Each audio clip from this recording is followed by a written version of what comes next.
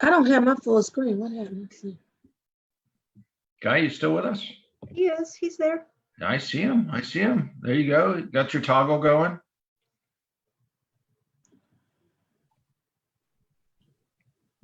Okay, Facebook stream is live. It's here. Okay. I now call the September 8th, 2020 remote meeting of the Charlotte-Mecklenburg Board of Education to order. All board members are participating by simultaneous communication. Madam Clerk, would you please call the roll? Board members, please unmute your microphones at this time. As I call your name, please say present. Board Member Rhonda Cheek. Board Member Dr. Ruby Jones. Present. Board Member Carol Sawyer. Present. Board Member Margaret Marshall.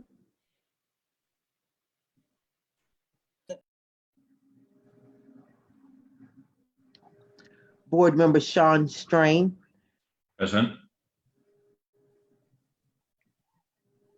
Board Member Lenora Shipp. Present. Board Member Jennifer Delahara. Present. Board Vice Chair Thelma Byers Bailey. Present. Board Chair Elise Dashew. Present. Madam Chair, we have a quorum with 8 members present. And I know that the 9th member is joining us any minute now. She had to restart her Wi-Fi router. I will now entertain a motion to adopt the agenda. So moved. Second. Okay, there was a motion from Jennifer Delahara. I think I got a second from Lenora Shipp. All those in favor of the motion, please raise your hands and say yes. Yes. Yes. Yes. Any opposed? All right, Madam Clerk, the agenda is adopted by a unanimous vote of 8-0. And I now call on Board Member Sean Strain to introduce tonight's pledge leader. Thank you very much, Madam Chair. It's a pleasure of mine to be introducing our pledge leader today. This month, we are highlighting a character trait of respect. And from Elizabeth Lane Elementary, we have our student pledge leader joining us, Guy Garbarino. Guy is a 5th grade student at Elizabeth Lane Elementary. He was born in Texas and moved to Charlotte the summer before beginning kindergarten at ELE. Guy is a Cub Scout and he enjoys camping, hiking, whitewater rafting, and playing basketball. He adores military history and participates in a battle reenactment camp every summer. Guy also loves Legos, pizza, and reading graphic novels. He has a passion for all living creatures. Birds and bugs are his favorite. Guy, welcome.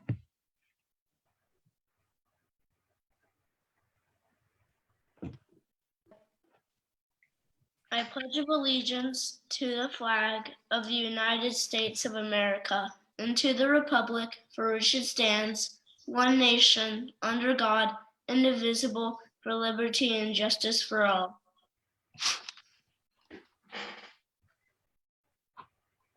Thank you. Thank you, Guy.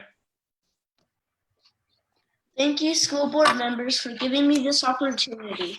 I also want to thank Ms. Lyle for selecting me for this honor and the teachers and staff, especially our head custodian, Mr. Potts at ELE, for helping me soar throughout my years in elementary school.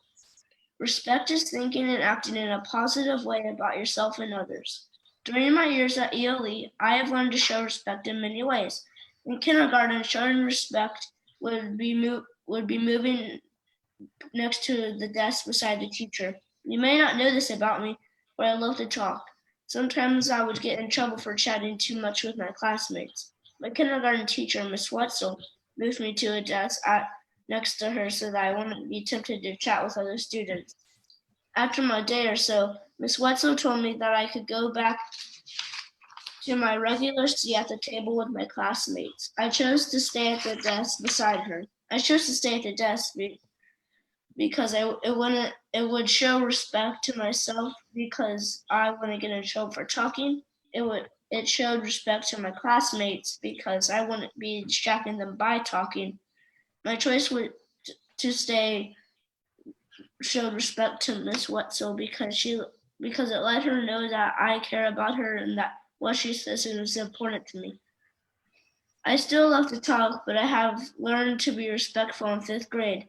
Now that we are doing remote learning at home looks a little different than when we were in the classroom at ELE. I have learned not to type in the group chat, not to unmute myself whenever I want to, but to wait until the teacher has called on me and to raise my hand and wait to be called on by the teacher when I have something that I would like to share.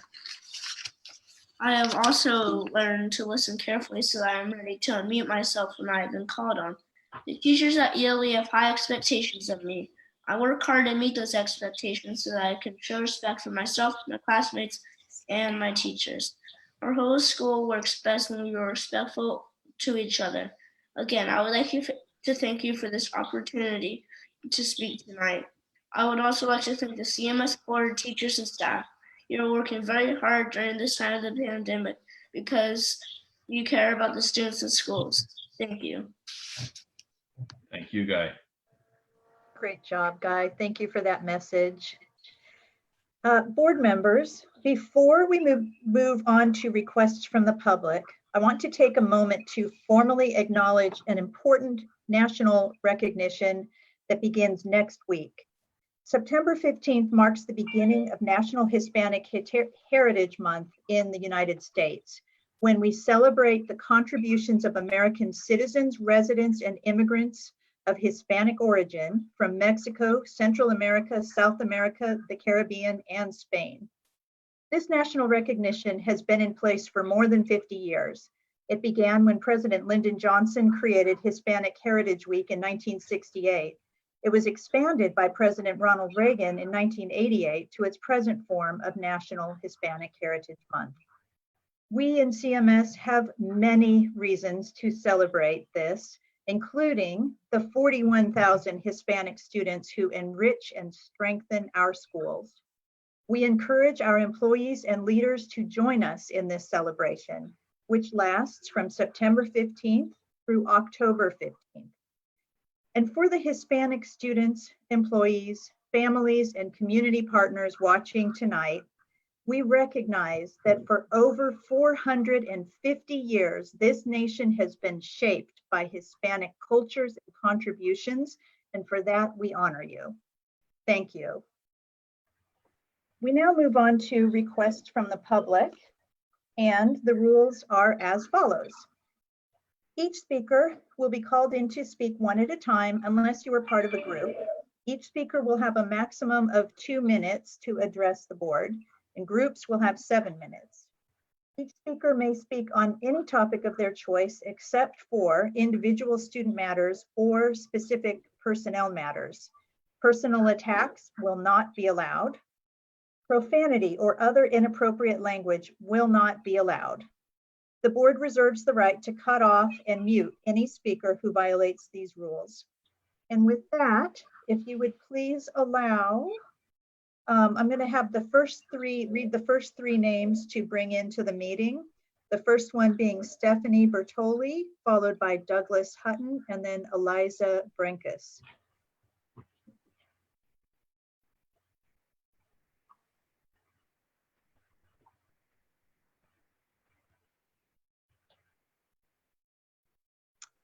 All right, Ms. Bertoli, go right ahead.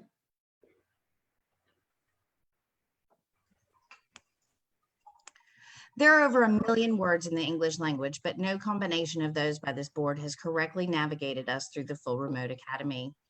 Here are a few things the board promised for the FRA: equitable access to the CMS course catalog across the district, a mix of synchronous and asynchronous learning, and safety and wellness. Here's the reality as it applies to my students. There is zero option to change or add courses within the FRA. North Carolina General Statute placed the control of course selection with the principal and not the board. To be perfectly clear, this complaint is not because I am interested in padding my students' schedule, but illuminating issues with what was promised. For example, my oldest would have preferred to take Latin, but Latin wasn't offered at her school pre-pandemic. Or adding a course would solve the issue of being without math for over a year based on scheduling, which gave her first semester math last year and second semester math this year. Given what we were promised, this should have been remedied. Asynchronous time accounts for maybe 10% of my girls' days. And even then, it's with cameras on 100% of the time. I am not concerned with the amount of time on Zoom, but rather the amount of on-camera time. I think it is great that our teachers are working so diligently to be engaged, but being 100% on camera does not achieve this. I have both a TD and an EC learner. Both of them need asynchronous time at their own pace to thrive. I respectfully ask any and ideally all of our board members to add agenda items to tonight's meeting to discuss: 1, equitable access to the entire CMS course catalog for all students, and 2, make a motion mandating on-camera participation in Zoom calls be optional to ensure the safety and emotional wellness of all students in our district. The anxiety levels these students are experiencing by feeling stared at all day, the uneasiness of a student not wanting the rest of his class to see his home environment or lack thereof, and the ability for cyberbullying with Zoom screenshots of the many issues that our students simply should not have to worry about during this Thank already you. stressful time. Thank you, Ms. Bertarelli. I apologize, I mispronounced your name at first. Next, we have Douglas Hutton, followed by Eliza Brankus, and then Sadie Weiss. Thank you, Madam Chair. I appreciate it. I have a simple message for the board this evening. Reopen schools for in-person instruction immediately. This should be the #1 priority of the board, the district administration, and the superintendent. There is no substitute for in-person instruction. The science supports it. The data supports it. The United States is increasingly an outlier in the international community by forcing our students to learn from home. And in a district as diverse as Charlotte-Mecklenburg schools, our poorest, most disadvantaged children are the ones at greatest risk of falling behind through virtual-only learning. Teachers, parents are doing an incredible amount of work to make virtual work as best as it possibly can. It will not work. We have had now 6+ months to show that. Again, my message is simple: reopen schools for in-person instruction immediately. As you just heard from Stephanie a moment ago, Zoom is incredibly unhealthy for the social and emotional development of these children. And frankly, we'd be kidding ourselves if these children weren't getting together in groups already, playing soccer, going to dance class, going to Target, to the grocery store. The school might be the safest place they can be. Again, my message is simple: reopen schools for in-person instruction immediately. The district has 1/3 of its students already in remote academy. You can split the remaining 2/3, 1 week on, 1 week off to start. There is no need to delay. Students are at less risk of COVID-19 than they are of the flu. We have never shut down Charlotte-Mecklenburg schools for the flu. I hope this board learns the science, learns the data, reopen schools for in-person instruction immediately. And by immediately, I do mean so. I'd love to put my kids on a bus Monday morning to get to their elementary school for the education that they and every student in this district so richly deserves, that they are currently not getting because of our unwillingness to do so. Thank you, Mr. Hutton. Next, we have Eliza Brankus, followed by Sadie Weiss, and then Meg Gravender.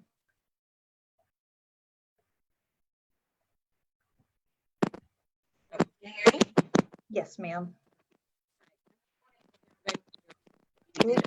It's iffy. Yeah, there's some static there. You are hard to hear.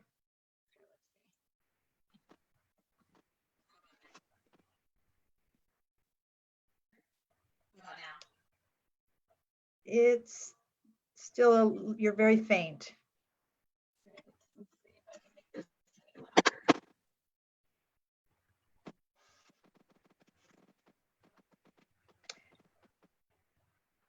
How about if we come back to you? So let me go to Ms. Weiss, and then we'll come back to you, Ms. Brankus. Ms. Weiss? Good evening, everyone. My name is Sadie Weiss, and I'm a senior at Myers Park High School. Thank you so much for giving me the opportunity to speak this evening. I just wanted to begin with touching on the cyclical nature of over-lecturing and how that attributes to asynchronous learning becoming homework and increasing the amount of time students are spending on their computers every day and decreasing the amount of time that they can attribute to their emotional and physical well-being. So I logged my daily schedule and asked a multitude of other students to do the same. And at the end of this, the result was that over 90% of students couldn't complete even 60% of their asynchronous learning due to the fact that teachers are lecturing on Zoom for over their allotted amount of time by 20 to 30 minutes. And this isn't people who are specifically in all of my classes or just in the IB program or in the AP program. This is something that is common for people not only at Myers Park High School, which is where I attend, but at schools like South Meck and other schools. A lot of the complaints that I've heard from students have been about homeroom and the amount of time that we spend in homeroom and how it's becoming, we understand that the conversations that are being had in homeroom are very important and necessary conversations. But when it comes to meeting deadlines and when it comes to actually being able to complete asynchronous learning and synchronous learning, homeroom becomes sort of a waste of time. And that's not saying those conversations are a waste of time or anything on those fronts, because it's really important to talk about COVID and Black Lives Matter and social and political movements that are happening right now in the status quo. But those conversations sometimes need to be placed behind what happens when students cannot complete their deadlines. So Audrey Kell did something specific where they took away homeroom in order to give students a break for an hour a day so that they could complete homework or asynchronous learning or go outside or see their family. And those conversations that we've been implementing are insanely important, but I feel that if students were able to have the amount of time that homeroom is taking up in their day, we would be less overburdened. Thank you, Ms. Weiss. All right, I'm going to try to come back to you, Ms. Brankus, and if we're still having technical problems, I'll ask you to log out and log back in, but let's try it again. I just switched computers, so hopefully that will help. That's much better. Much better? All right. Okay, Yeah. great. Thank you. Go right ahead. Okay. I wanted to thank everybody for your continued vigilance during this strange time. As a working parent of two, I know firsthand the challenges that come with remote learning and the stress it puts on parents and families. However, I was alarmed to hear that there was a possibility that students would be back as early as mid-September. I'm here to ask you to wait to send our children back to in-person instruction until all of our schools are as safe as possible. The staffing and supplies are beyond just adequate, and the plan for distancing, cleaning, and handling positive cases is sound. In July, as a response to COVID-19, the CDC recommended that schools upgrade their HVAC air filtration systems to the minimum of MERV 13. Our schools are only at MERV 10, and they're being upgraded to MERV 10. This isn't the minimum standard. I don't know why we would accept this, knowing that MERV 13 filters and above are efficient at capturing airborne viruses. We must have all schools meeting the minimum air filtration standard set by the CDC prior to returning to school. We can't send our children back if there are any schools that are not fully staffed with the minimum of one full nurse and a complete janitorial team. These positions are critical and they cannot be overlooked. We also must make sure that every school has the resources they need to operate, including a plan for social distancing, PPE, cleaning supplies, soap, hand sanitizing station. And if the budget does not accommodate this for every single school, we must wait. We can't enter in-person instruction with the mindset of we're testing it out or we'll see how it goes. Our children deserve better than this, and so do our teachers and our staff. We must prioritize the health and safety of our kids, our teachers, and their families. In addition to prioritizing essential safety measures, I ask that CMS make every effort to be transparent with families. Metrics for when schools can open must be identified. Metrics for when we have to return to remote learning must be outlined before we can go in person. Thank you, Ms. Brankus. So next we have Meg Gravender, followed by Stephen Abercrombie, and then Jennifer Archer. Do we have Meg? I see a Meg Kemp. Are you? Yes. Is that Yes. the same person? Okay. Yep, that is me. Sorry about that. Okay. Hi, thank you so much for having me tonight. So our kids' last day on campus was March 13th. And since that day, the talk was always to get kids back in school. Yet here we are on September 8th, and still there's not a plan ready to discuss. Ms. Dash, you said you were not prepared to discuss something that should have been prepared for at least 5 months.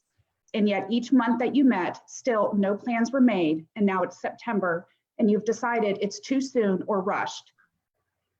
You know that you are doing more damage to these kids, keeping them out of schools. I guess this must be okay as long as your staff is not at risk. Mr. Superintendent, you have said that you will make decisions in the best interest of our kids. So far, you have failed at this. Where is your leadership? Please lead your team back to the classrooms for the sake of our children.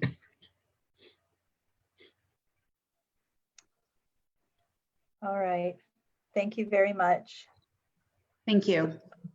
So next we have Jennifer Archer. Oh no, I'm sorry, Stephen Abercrombie. Hello, board. Can you hear me? Yes, we can. All right, fantastic. My name is Stephen Abercrombie. I am the son of a child with autism who recently entered middle school this last year. Every day that we delay fulfilling the promise that you all made that we would be making accommodations for these children who are especially at risk and cannot have their FAPE met through virtual learning is another day, week, and month that we are failing to not only meet our promises, but also letting these kids down. My child is personally going through regressions on education because virtual learning does not meet the needs necessary for him to learn. He needs to be in person, and confusing his home space with his school space only adds to confusion in terms of how he is supposed to meet his goals and how he is supposed to improve. This situation is something that we were told when you canceled the in-person learning that would be addressed. And then we were told that we would have IEP meetings, and then those were pushed back. So every step along the way, there's been a failure to meet the goals that have been set on this issue. We are in September now. The fact that we don't have a logistics plan in place for dealing with this and for helping these students who are most at need doesn't speak to good leadership. It speaks to bad planning. And if you are actually planning on having, every student there for partial in-person learning, then the fact that you can't handle a much, much smaller percentage already at this point just says that we weren't really serious about doing the former in the first place. It is necessary that you fulfill for the FAPE of these students that are especially in need of the in-person learning, those with IEPs that require it. I have a letter from a doctor stating specifically that my child needs in-person learning, that the work. We need to step up and make this happen. Mr. Abercrombie. Next we have Jennifer Archer, followed by Kristen Schambarger, and then Rachel Gorman.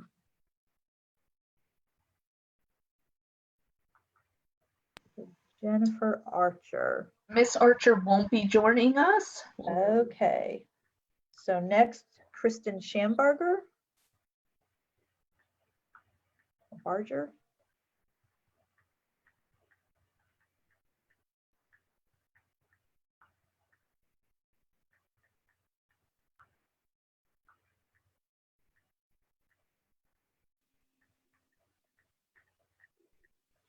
Okay, can you hear me okay? We can, thank you. Great. Thank you for giving me the time to speak. My name is Kristen Schambarger, and I am the parent of 2 second graders in CMS. I have 2 main concerns. The first is transparency. As fellow stakeholders, we deserve to know where things stand on our students returning to school.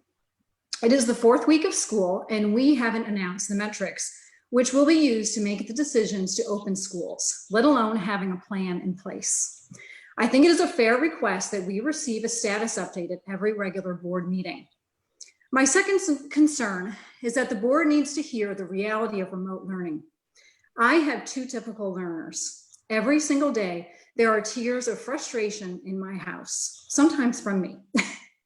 My 7-year-olds cannot navigate Canvas effectively. The user face of Canvas is suited to the college level, not to elementary. I am just getting the hang of it myself. We spend as much, if not more time navigating the technology than we do learning. Many times my 7-year-olds are expected to find their assignment from a list of over 40 hyperlinks. It is impossible for us to keep up with assignments. We've had to skip specials and now we're cutting back on social studies. Remote learning was sold as having a very flexible design, but this is not reality. If we stop for a minute, we are behind. All I hear all day from my kids is, I don't understand. I don't know what I'm supposed to do. This is grown-up stuff. How many more Zooms? When can I have a break? We are lying to ourselves if we think remote learning is an acceptable substitute for in-person learning. My children are not learning, and I can't be the only parent that feels this way. Where is our sense of urgency to bring our students back to the classroom?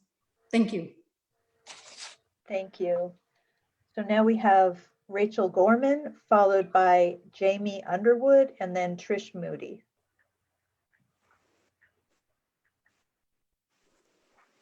Hi, thank you all. So I've been researching what is needed to get internet service to the roughly 16,000 students who are without. My understanding is that the hotspots have been ordered and are going through the process of filters being placed and then will be distributed. However, the monthly service fees are what we need to be raising money for at this point. We're now in the 4th week of school and some students have not been able to connect to their classrooms. I've been thinking about the quote, "The true measure of any society can be found in how it treats its most vulnerable members," and how this applies to our school system as well. I completely understand there are many more challenges behind the scenes than we typically see on the surface. And I know you all are not answering questions right now, but my question for you all is, can we please have more information and transparency on the decisions made for how school was started on a completely virtual platform, when at a minimum, the basic services for the most vulnerable were not provided? Thank you. Thank you. Next, we have Jamie Underwood, followed by Trish Moody, and then Claire Massonis. Hi, I'm a local healthcare practitioner. I have 2 first graders in CMS, and I also have a 2-year-old. I want to start by thanking our daycare providers and the community partners that you all reference so often. Without them, I wouldn't be able to go and treat patients right now. They have cared for my child. They have wiped her nose. They have held infants that they can't socially distance from. My daycare has remained open this entire time with 0 reported COVID cases. And I just feel that we often disrespect the daycare providers and the community partners by saying it's safe for our children to go into their arms without social distancing, often without masks, but we can't go into your schools with masks on at 1/3 capacity. I think this is a very divisive issue.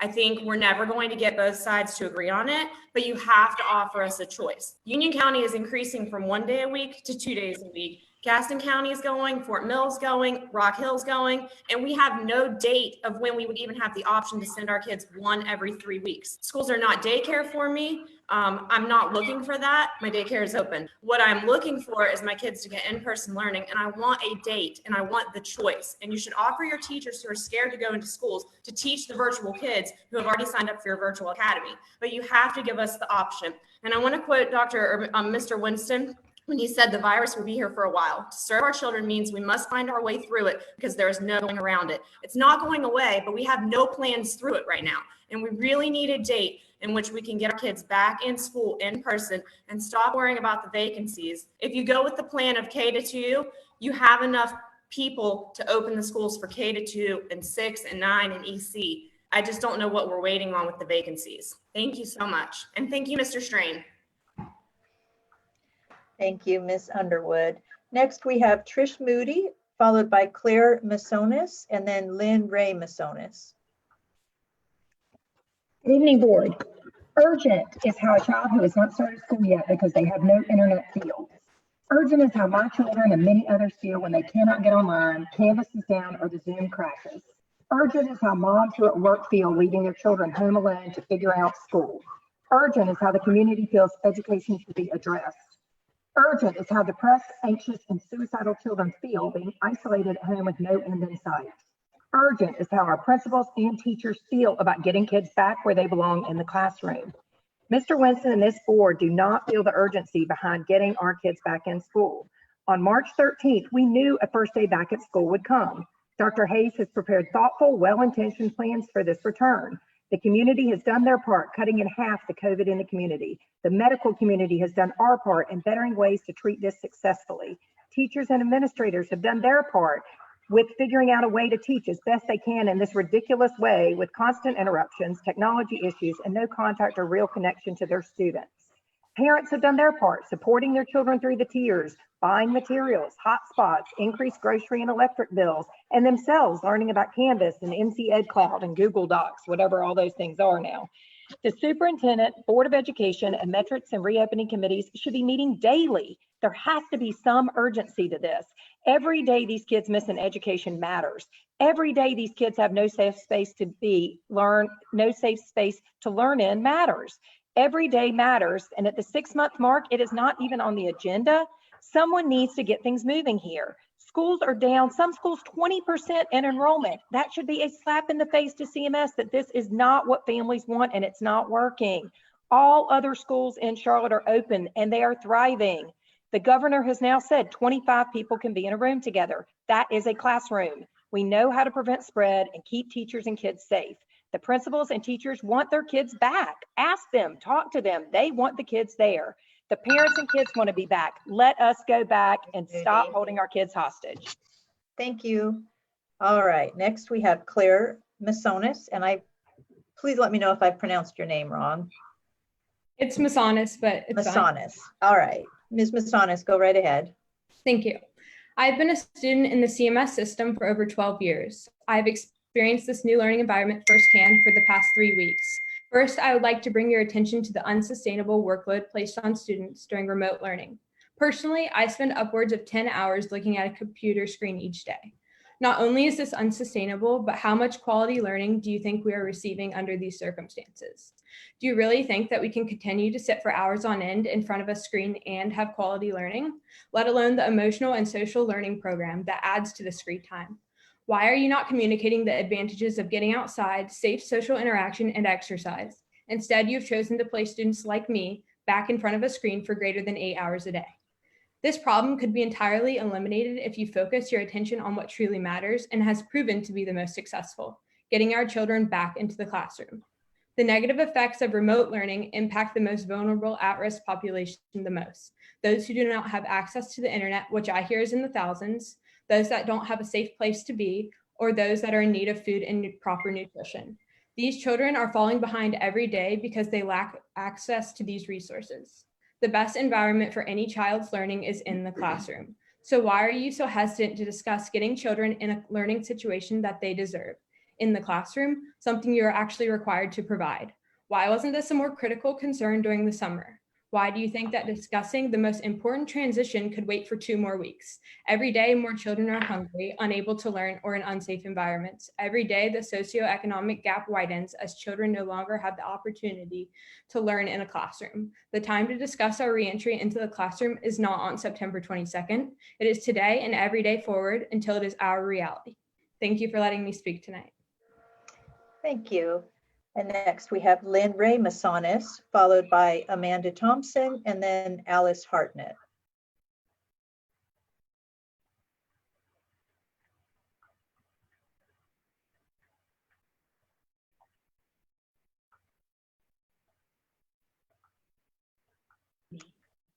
Hi there. Can you guys see me? We can hear you, but we can see your picture, but we can hear you. So if you want to go right ahead. Okay, that sounds great. Thank you for this opportunity to speak and share my thoughts. Historically, I have been a huge supporter of the public school system.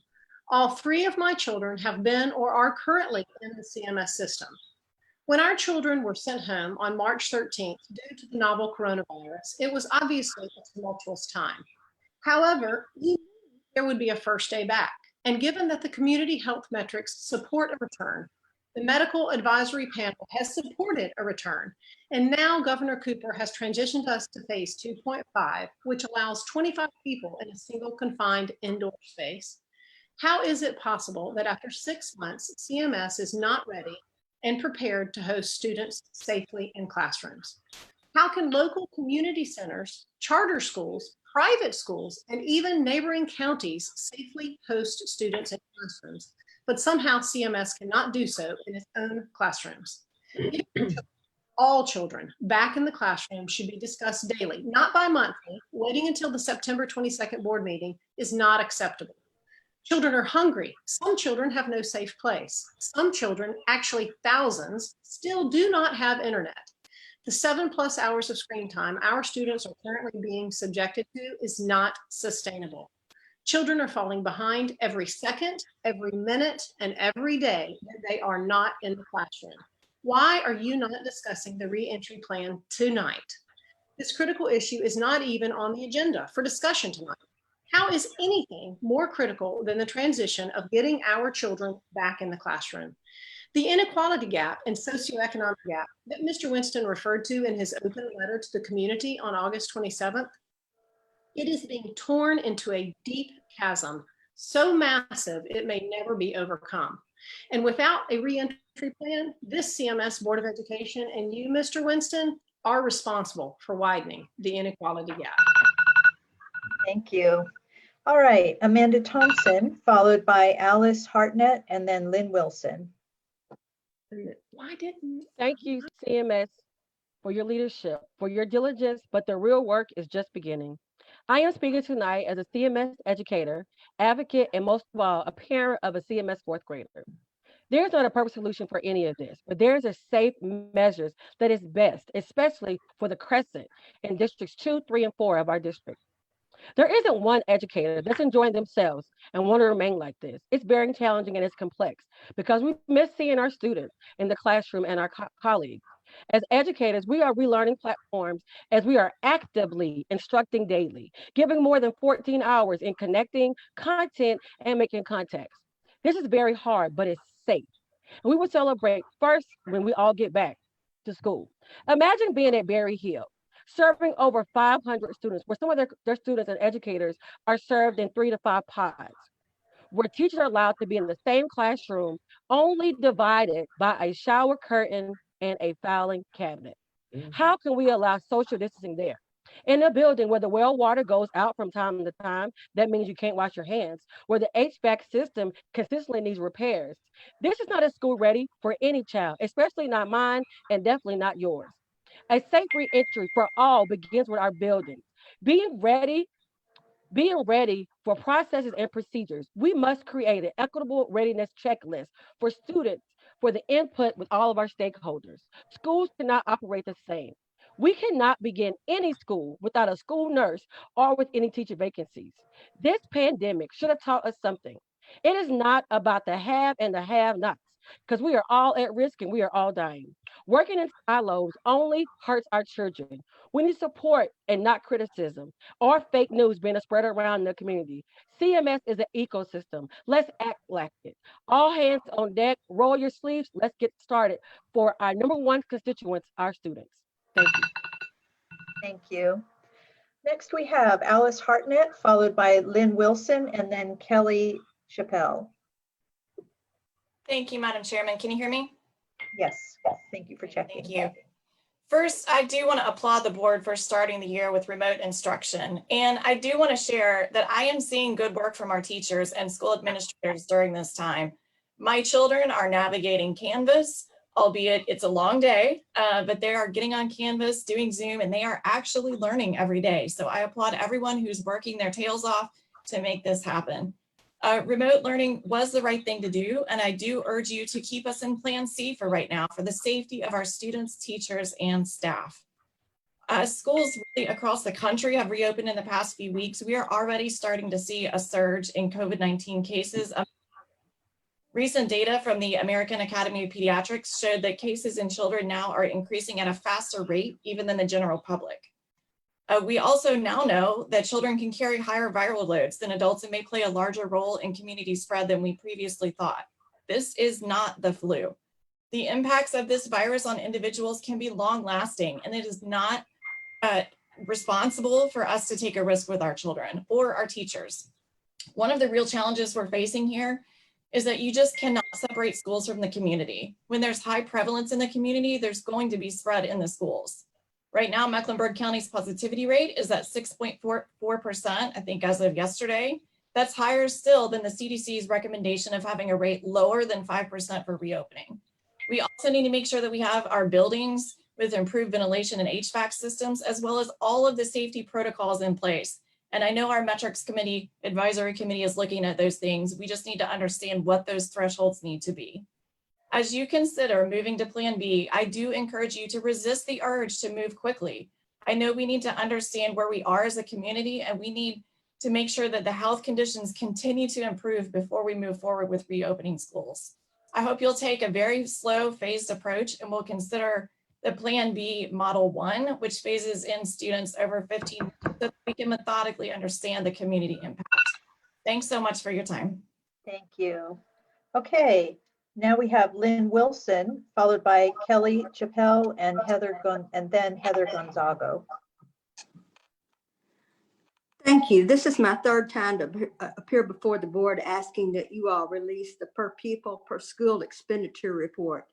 Not because I have an issue with the expenses or the way they're apportioned, but because there's rumors in the community that the CMS spends more on students in the suburbs than in the other areas. And this is simply not true. And I'd like that information to be out there. In fact, as little as 1/2 is spent per student in some of the suburban schools as in other areas. I know this is a part of the equity formula, and again, I have no issue with it, but I do have one issue that came up recently, and that is the graduation rate for Hispanic and English learner students. It was published last week that CMS lagged the state by 7.6 percentage points in Hispanic students. This meant 2,964 Hispanic seniors did not graduate from CMS that would have had you merely met the state average. All 5 surrounding school districts have exceeded CMS in 2020 by at least 10 percentage points in these two groups, at least 10 percentage points. And I'd like to have the answer as to why the equity formula is not working for these Hispanic seniors and what we plan to do about it. Thank you very much. Thank you. All right. Kelly Chappelle, and please tell me if I've pronounced your name wrong.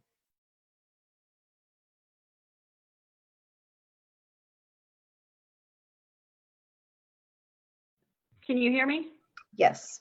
Oh, it's Chapel, but that's Chapel. Okay, I'm making it. Okay. Okay, go right ahead, Miss Chapel. Yes, thank you for having me. I'm just going to make this really quick. I am here because the virtual learning is not working. I know I'm not alone in this. I'm a mother of 3 children. 2 are CMS students. 1 is in 2nd grade, 1 is in 1st grade. I also have a toddler in the home who is 2-year-old. The toddler's preschool is also not yet open. So the 3 of us are here. We're trying to navigate this, and it's a chaotic mess. One time I've got 1 kid over here, 1 kid over here with a toddler running around in the background in the cameras, and nothing's getting done. It's not productive. They are not learning anything. Now that we're in phase 2.5, I don't see any reason why CMS has not moved to Plan B at the minimum. I think it's really disappointing that it looks like Charlotte hasn't given education a priority. It seems like all these students are left at home to fend for themselves. It's unacceptable, and the fact that we have no metrics, no criteria to reopen, and we've been closed since March is not good enough. It's not good enough for the students. We deserve better. The fact that we've been closed for 6 months and we're just now talking about metrics, they're thinking, oh, let's have a meeting on Thursday. This should have been done in April. Time has come and the time has passed. CMS board, I'm asking you to do better. I'm asking you to look at metrics, look at data, and try to do the best and advocate for the students. Thank you. Thank you. So next we have Heather Gonzago, followed by Jen Bourne. Ms. Gonzago is also not present.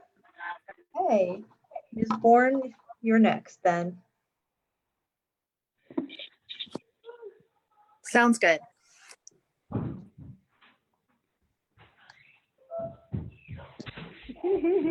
Okay, so Are you saying I'm right now? Yep, you're on right now. Oh, yay. Okay. First of all, I want to thank you for having me. I want to thank you for opening in Plan C. And I'm speaking tonight as a parent, although I also work daily as a CMS employee with the children and families that we are describing as vulnerable. And all of them are also, for the most part, very glad that we have chosen a safe return. I wanted to take a little bit of time to talk about social emotional well-being, because this is my first board meeting since the one in July, and the vitriolic nature of the conversation around reopening in our community is toxic. It's toxic, it's divisive, and when we started this pandemic, there was a lot of we're all in this together, and I don't understand where that has gone. We have 5 Zoom schedules. We're a 2-educator household. We're in District 4, and we really, really appreciate the leadership of the school board during this pandemic.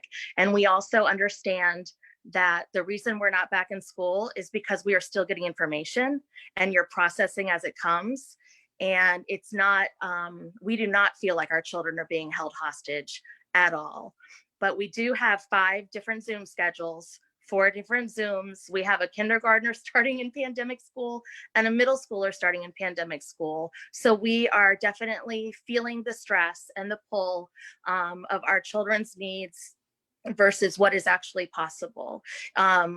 Virtual remote learning is not ideal for for young learners, and I'm hearing some of these moms of first graders and toddlers and second graders, and I feel you. It's a joke, and every time my kid chooses to play with her dollhouse over Zoom, I just let that happen because that is what's truly in her best interest, and I'm her mom. I'm so glad we're focusing on social emotional learning, and I would just like to see that happen in our community. Thank you so much. Thank you, Ms. Oh, Barnes. it went fast. Okay. Okay. So, Madam Clerk, I believe that there is one public comment that was sent via email. Would you please read that into the record at this time? I believe we have 2, Madam Chair.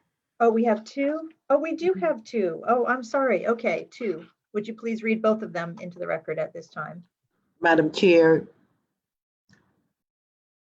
I have one of the public comment emails. Ms. Kelly, if you can send the other, I'd be happy to read that one as well. But the one public comment email reads, Yes. Respected members of the board, I do not envy your position. No decision you can make regarding remote learning will make everyone happy.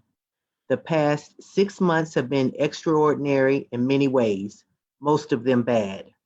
As a community, we're trying to heal, but we need your help. There are 2 glaring omissions from tonight's agenda: an evaluation of the effectiveness of remote instruction and a plan to reopen schools. Right now, those are the only 2 topics that matter. Remote learning is not effective for our youngest students. Developmentally, they are the greatest risk for falling behind as a result of prolonged school closures. Private schools across the Charlotte region are providing in-person instruction to students. This community counts on our school system to help every student become successful. By keeping schools closed, you're enabling the forces that drive inequity. Today, I take my 6-year-old daughter to a playground, out to dinner, or shopping, but I cannot provide her with the educational experience that her curious, creative mind needs. Previously, we've heard from medical experts who advocated for a return to in-person instruction.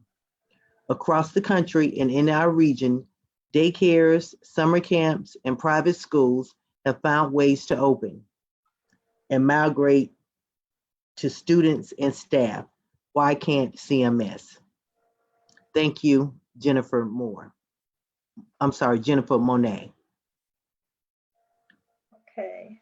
Madam And Chair. if you don't have the second one, we could I can go ahead and Ms. Kelly read it. Shall we do that? Sure, I can go ahead and read that. Okay. Okay. So this gentleman's name is Sharu, and he writes, I want to share with you how well I believe CMS is doing. While there are technical issues here and their overall with the system has been able to pivot better than some multinational corporations. And that's saying a lot considering the quote unquote customer base of a school is children. I have a first and a third grader at Cornelius Elementary, and I've been stunned at how well the virtual learning is going. It is different, of course. It is not as great as being in person, but actual learning is occurring. The teachers are so amazing and have adapted very well. CMS seems to have thought of everything, with built-in breaks, specials, PE, music, etc., ending a little early and giving the kids great ideas to break up the day. I'm not tech savvy, but it's been laid out very well. Here is reality. COVID won't be over, quote unquote, until there is an effective vaccine and or treatment. Going back right before or during fall or winter break, that time they come home with all kinds of viruses and etc., is not a good idea. There will be localized outbreaks, with some teachers and students getting the worst reactions, and you'll have to shut down and disrupt school again. Also, how can we ask our teachers and staff to go back and deal with the health ramifications and issues that may arise with their own families and children? How can teachers handle kids in school and online at the same time? That is all, Madam Chair. All right, thank you very much. So I believe that concludes the public comment emails. So we will now turn to our consent agenda. Is there a motion that the board approve the consent agenda items? So moved, Madam Chair. Second. Second. All right, we've got a motion from Ms. Byers-Bailey, a second from Ms. De La Jara. Before we move to the vote, does any board member wish to pull any part of this item for individual consideration?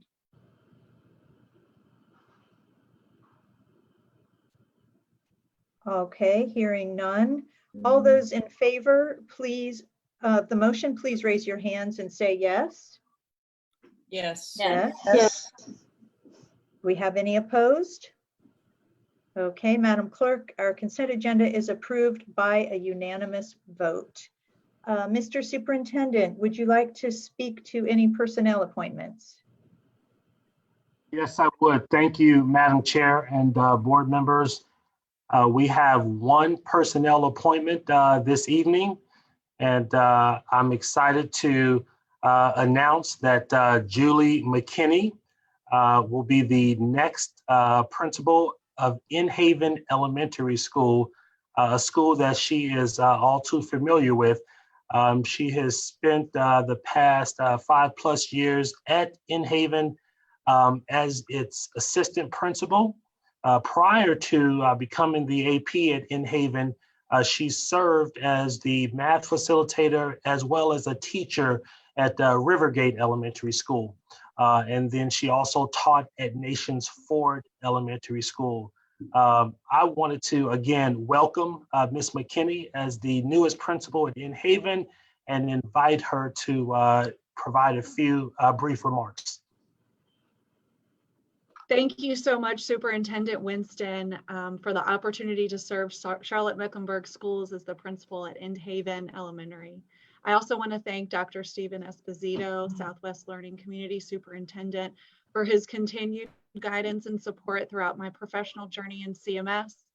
And last but not least, I'd like to thank Brian Slattery, former principal at In-Haven, for hiring me as his AP over 5 years ago.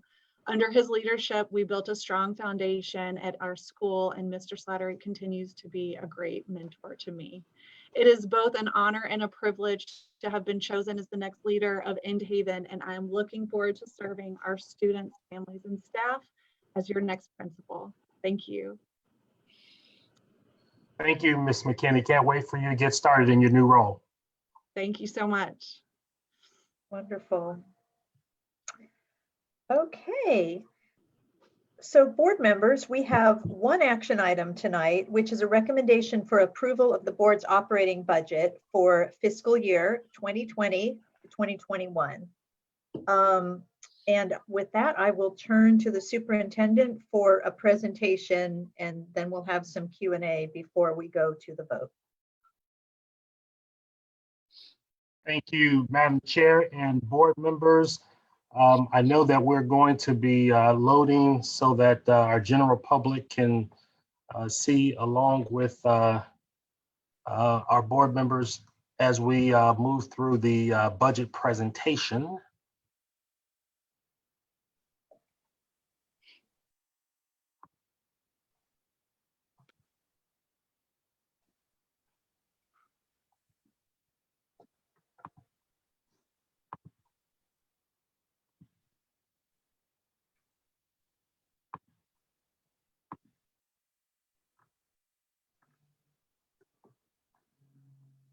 So I believe that's being loaded now. And whose screen is being shared? Will it be yours or Ms. Kelly's? For the budget, Sheila's coming on right now. Yes, I just got let in. Nicole, would you share yours, please?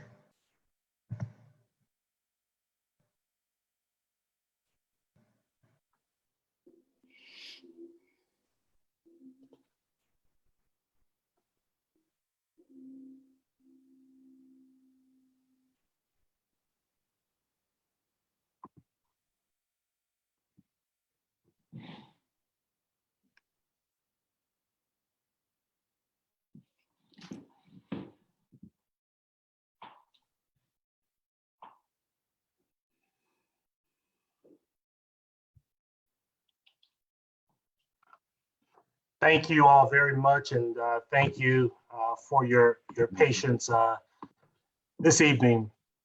As our board members know, and as members of our public know, that each year CMS prepares and presents to the board its proposed operating budget for the school year.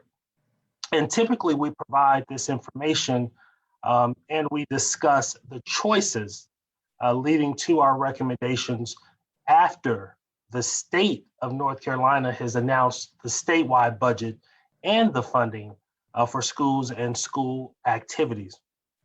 This year, we present our budget recommendations before receiving that information. And we feel that we cannot wait and that we must provide our board with recommendations so that we can continue operations in the 2020-2021 school year with the clarity in terms of financial resources. And next slide. So every year, tough choices must be made. And that is particularly true this year during pandemic conditions that have impacted all CMS families and all of our more than 19,000 employees. Our Chief Financial Officer, Ms. Sheila Shirley, she's going to provide the detail on those choices, as well as our best thinking on how we address challenges during this fiscal year. One area of note is that we can celebrate the acceleration of our plan to provide all hourly non-exempt employees with a wage of at least $15 per hour. We recently shared with impacted employees that news, and that increased wages will be retroactive to the start of our fiscal year, which is July 1st. Soon, paychecks will also reflect these pay increases. And I recently shared a letter that was referenced earlier with our community that calls for unity to address challenges of inequity. And those challenges have been made clearer as the pandemic has disproportionately impacted minority communities and those suffering from poverty. And then we can move to the next slide. You know, certainly our schools are not immune from the impacts of the pandemic, particularly the financial impacts. But what cannot be allowed is for us to allow challenges to prevent our best efforts to drive change that leads to equal educational opportunities for all of our students. We have made some tough choices, as we must do every year. And we have done so, keeping in mind that our mission to do the work we are called to do in preparing all our students for strong futures. And so I want to thank Sheila in advance for sharing our financial plan for meeting those needs. Ms. Shirley, I'm going to turn it over to you for this next part of the presentation. Thank you, Superintendent. Good evening, members of the board. Thank you for allowing us to present this tonight. We, of course, are excited to be bringing a budget before January in this fiscal year. And tonight, we're just going to focus on reviewing the changes that have been made to our proposed budget since we presented to you in the spring. And I'm going to start with the largest funding source, which is our state funding, of course. And you'll see there that we've noted that the state has not adopted a budget, as Superintendent Winston mentioned. And in normal years, we wouldn't adopt our budget until they have done so. But there have been key items that have been addressed via legislative actions, and we're going to talk about a few of those below. So the state did approve the salary and benefit increases, which of course are one of the most significant impacts to our local budget that the state action would take. Those increases were slightly lower than we had planned. The teachers and certified staff and APs received a step increase, which of course varies depending on which year of experience that teacher lands on the salary schedule. But it averaged about a 1.6% increase as compared to our planned increase of 2%. But in addition, the certified staff will also receive a $350 bonus this year if they're employed on October 1st. And no state-funded increase for non-certified staff were provided this year, and all of that resulted in a reduction of our state funding of $4.7 million, or a reduction to our proposed budget. The House Bill 90 enhancement teachers, those were in fact enacted for this year and approved, and we expect 90 positions, which were obviously being used to reduce the class size effort that the state goes along with that allotment.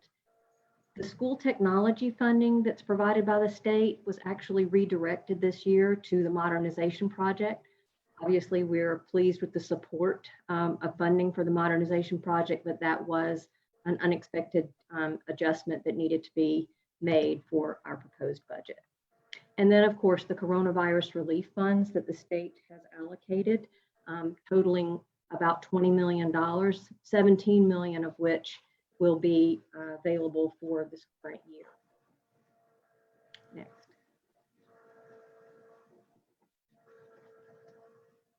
Nicole, next. So a little more detail about those coronavirus relief funds that have been provided. They were allocated by the state in several categories and for very targeted purposes in response to the COVID-19. First, there were some summer learning program funds, which have been allocated for ebooks, professional development, math resources, and iPads for first grade. The physical and mental health support funding, which you can see is being used for nurses to provide coverage for isolation rooms and to support for schools for where we have nursing vacancies. The contracting with private psychologists to help support the EC evaluations that would have been delayed due to the school closures in the spring. There was a category for non-digital resources, which provide print resources for students with connectivity challenges. And then the student computers and devices, which would allow us to purchase additional Chromebooks and iPads to support remote learning and to maintain our one-to-one student to device ratio. Next. In addition, there was a category allotment for school nutrition. We were actually allotted $6.7 million, and $3.7 million we were able to carry forward into fiscal 21. And that is to cover the costs associated with the meal continuity for students, even while we're in remote learning. The personnel computers and devices provide iPads and laptops for teaching assistants, and those will be allocated based on school need. The home and community Wi-Fi allotment will be used for hotspots purchased for students without reliable internet access at home. and exceptional children supplies and staff stipends to complete the required special education evaluations. Cybersecurity will support the development of the third-party audit of technology security policies and standards, cyber incident response plans, and implementation of formal technology continuity plan. Next. So the next category of funding that we'll cover is our county funding. This is, of course, our second largest category. CMS requested an increase of funding of $36.7 million from the county, and the Board of County Commissioners ultimately approved funding of $524.9, or an increase of $23.5 million. And we are, of course, extremely grateful for this, given the uncertainty of the revenue picture, even as we continue in this pandemic. $11 million of this funding increase was placed in a restricted contingency by the BOCC, pending a confirmed plan for CMS to implement a $15 per hour minimum wage for all full-time non-certified staff. And you may recall that our proposed budget in the spring actually included a funding request for a phased approach toward that goal. We were hoping to move to $14.11 in this year and then to $15 subsequently. But so moving to the $15 an hour minimum in this year increased the budget gap that we were facing. And given the gap that was created when covering those items in our request that we considered must do, then funding wasn't available to add all of the expansion items as we had planned. And so we'll talk about those next. So here's a snapshot of how we applied the funding increase that was provided by the county. We obviously wanted to continue with our system modernization project and allocated $1.3 million of one-time funding for that purpose. We needed to cover the state-driven salary and benefit increases that I just spoke about, and as well as the $15 an hour minimum wage for the full-time non-certified staff. And that total cost was $14.5 million. The student enrollment growth, primarily and specifically for our EC population, as well as the new and replacement school costs. And you know, we have the new Ray Farms, as well as the Collinswood and Montclair replacement schools opening this year. And so we added about 340,000 new square feet to our footprint in order to maintain. So those costs needed to be covered. The charter school pass-through funding increase, which is associated with the charter school enrollment increase projected. We allocated funding for preventive maintenance at $2.8 million for our facilities, and then compliance office and additional legal support of $500,000. So we identified total funding that we believed was required of $31 million. And as I mentioned, we had an increase in funding approved of $23.5. So even after the elimination, as you see, of some program expansion and new initiative items from the budget, we still have a $7.5 million budget gap. The key program expansion items that are notably missing from our revised budget are our student support staffing, which you know we've had not only requested, but have also successfully had funding approved for counselors and social workers and psychologists in the recent years. We also had 2 behavior specialists in this year's request. There was a request for some EC staffing that needed to be added in order to support EC services, and as well as some security staffing in terms of campus security associates, locksmiths, and electronic specialists to manage our additional security features, and then funds for off-duty police. Next. So in the spirit of full transparency, below is a comparison of the BOCC recommendation for the allocation of the funding of the increase, as well compared to what our proposed budget includes.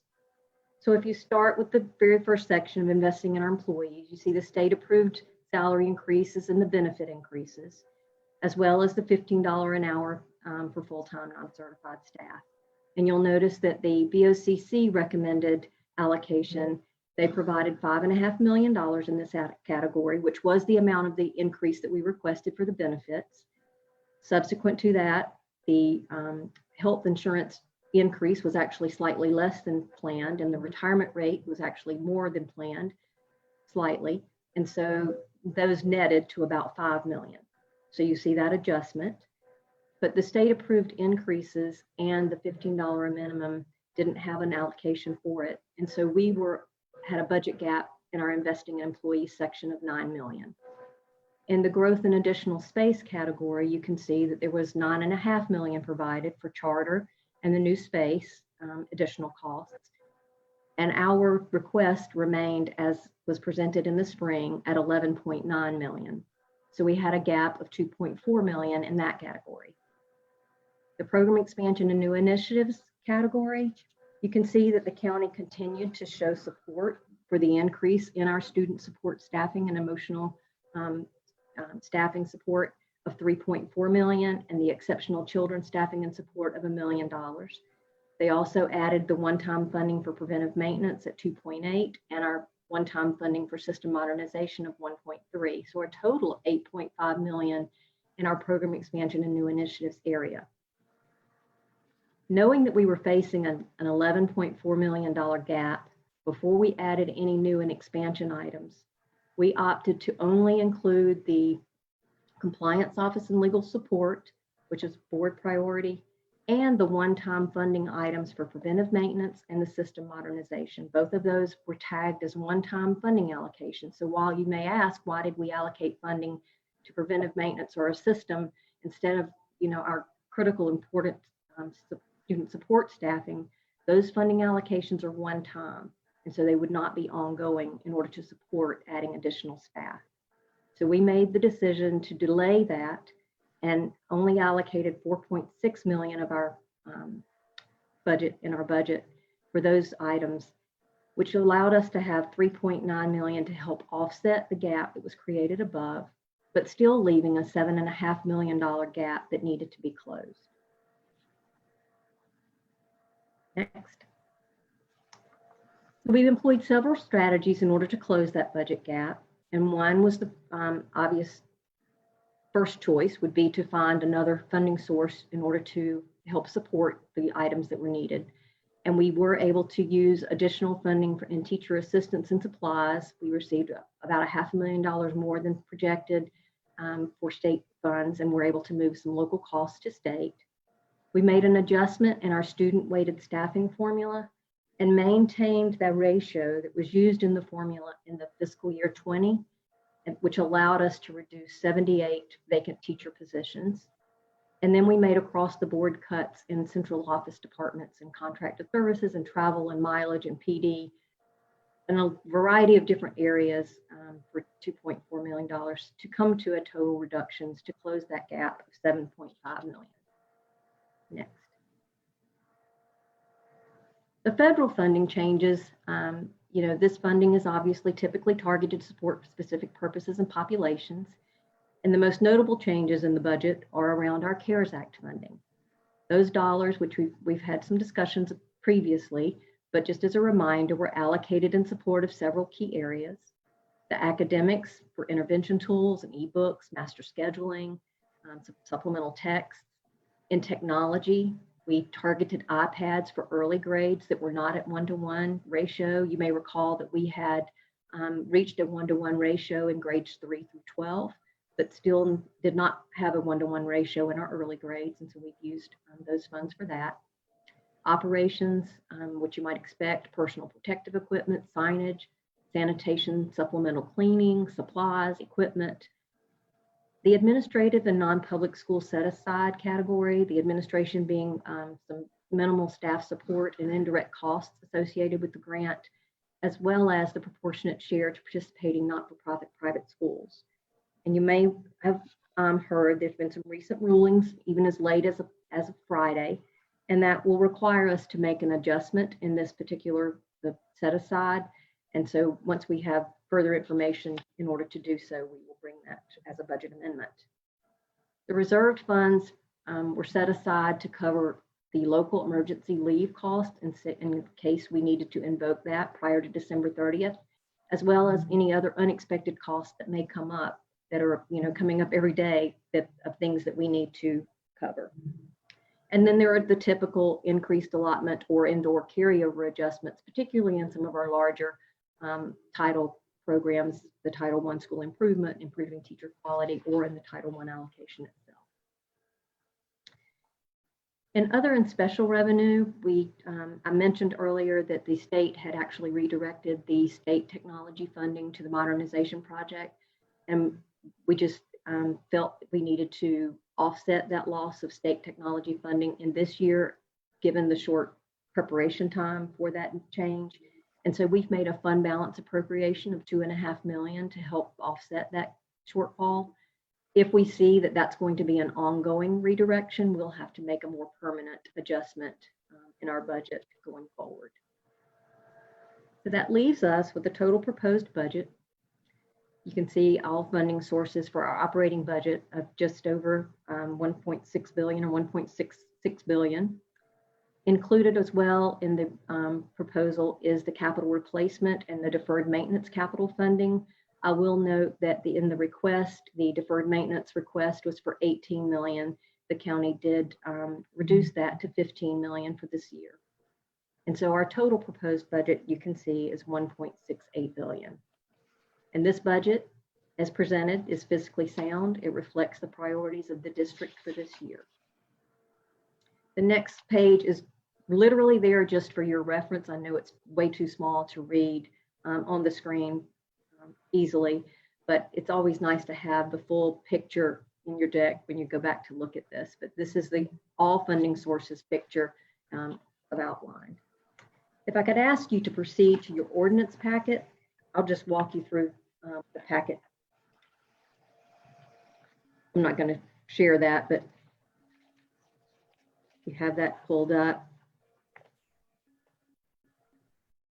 Everybody got it. So on pages 3 and 4 are where the actual budget resolution for the 2021 school year begins. In section 1, it outlines the expenditures by purpose and function code, and those are on pages 3 and 4. About midway through page 4, you'll see the capital replacement budget, that expense category by category, adding the 19.96 million to the operating expense or current expense budget for a total expenditures of 1.68 billion. Section 2 actually outlines the revenues by source. You can see those there. And then you'll notice at the bottom, the total revenues actually equal the 1.68 billion as well, which is what we would want, as that represents a balanced budget as required by law. If you turn to page 5 in that document, you'll see sections 3, 4, and 5. That actually provides the further instructions in accordance with the state statute and our policies and procedures regarding how we will administer the budget and handle transfers. On page 6, you can see a comparison of the proposed budget to the adopted budget.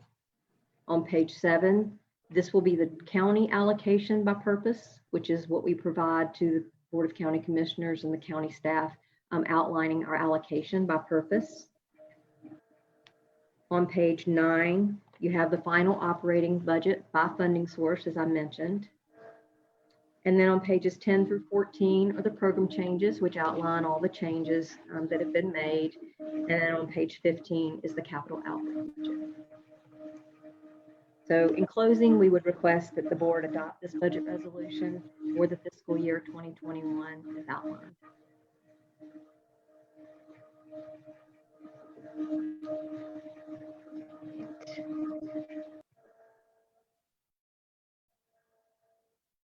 All right, so before we go to a vote, do we have any questions? And Ms. Byers-Bailey, I see your hand. Thank you, Madam Chair. I would like to discuss the meeting of the Mecklenburg County Board of County Commissioners last week. I bring this up tonight because our superintendent attended the county commission meeting last week to address any outstanding issues and to ensure that his staff would receive their scheduled pay increases. Following a question from Commissioner Trevor Fuller about the need for layoffs, the commissioners seemed both confused and surprised when they were told by the county manager that CMS did not lay off any employees, but we did eliminate positions. I don't know why the commissioners were surprised by this. We notified them that these ramifications at the time, and it was widely reported by the media. I want to review the sequence of events here. Earlier this year, the county commissioners passed their annual budget. As Mecklenburg County provides 100% of our capital budget and nearly 30% of our annual operating budget, the commissioners' decisions have significant financial impact on what we as a board are able to do for our staff, our families, and the community at large. Although CMS presents a budget proposal to the county commissioners each year, it is up to the commissioners to decide if our requests are funded and to what level. When we submitted our budget request this year, we were already 2 years into a 3-year plan to get our full-time employees to $15 an hour. Our 3-year plan was shared with the county commissioners in 2019. 2019-20 was the first year of our plan to increase the minimum wage to $15 an hour. And the county's 2019-2020 budget line included the funding for this first year. So this year, with all indications that our plan was acceptable,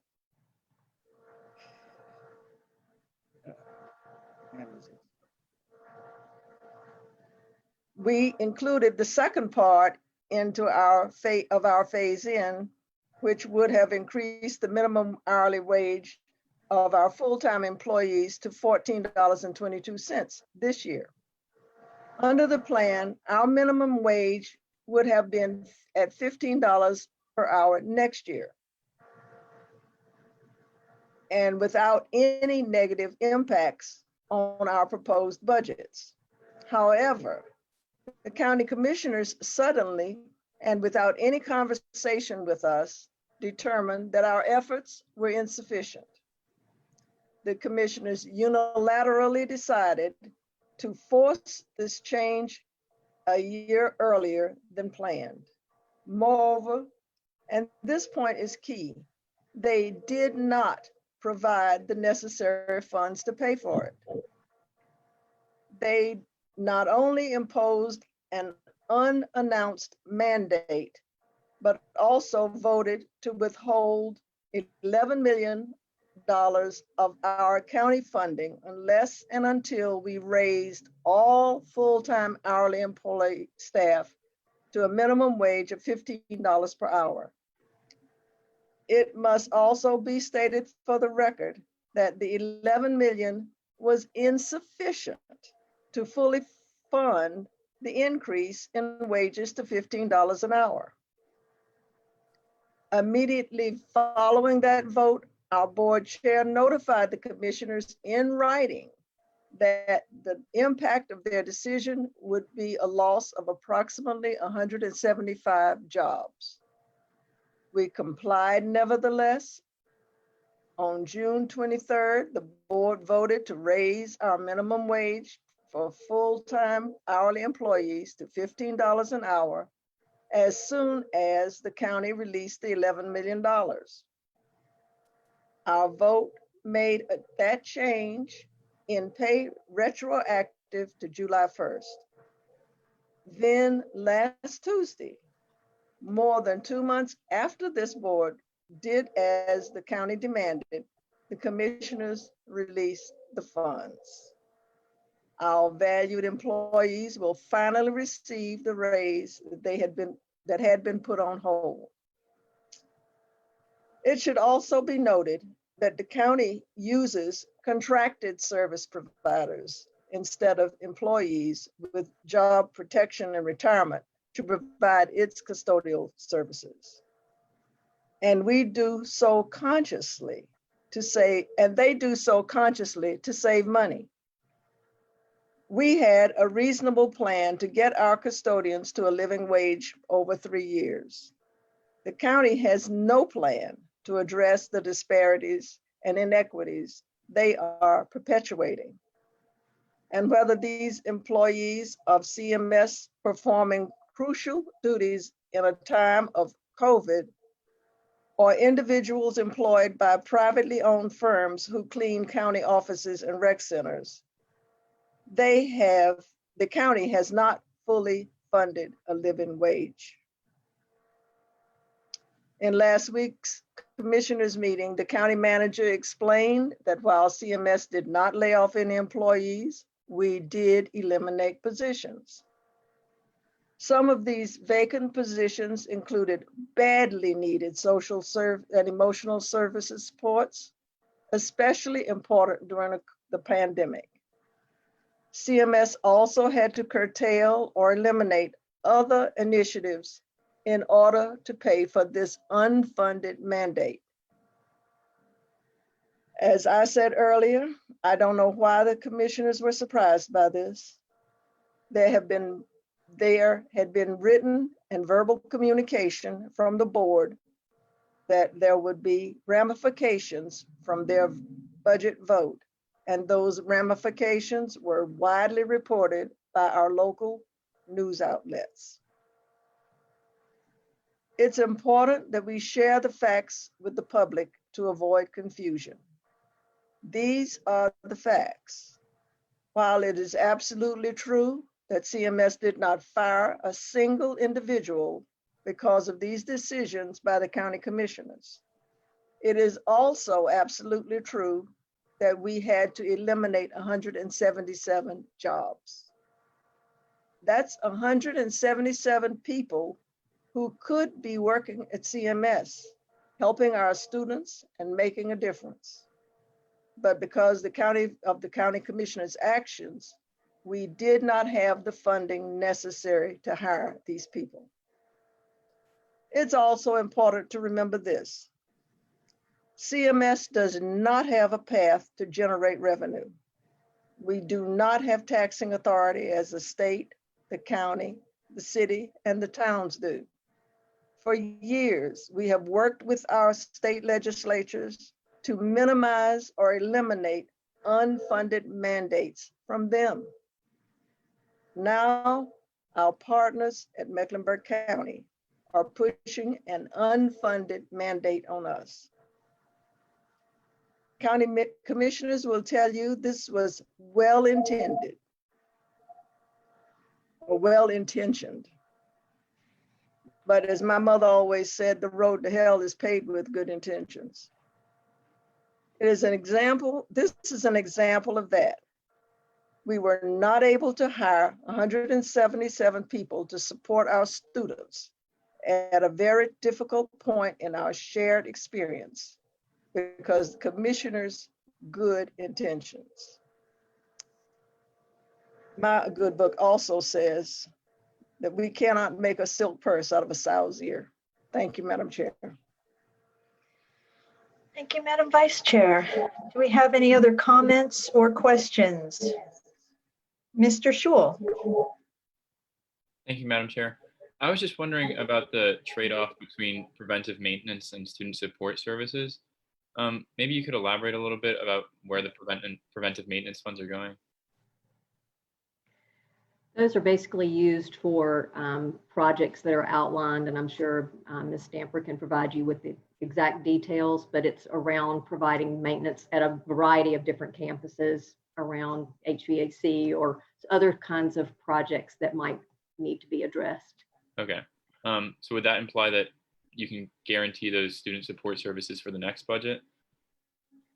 No, that doesn't guarantee that. I can assure you, well, I should say I would not be surprised if that request does not show up again on next year's budget. It's been a consistent request in order to continue to add additional social and emotional support staffing for our schools for the past several years, and we are still quite significantly far from our target measures that we would like to see the ratios.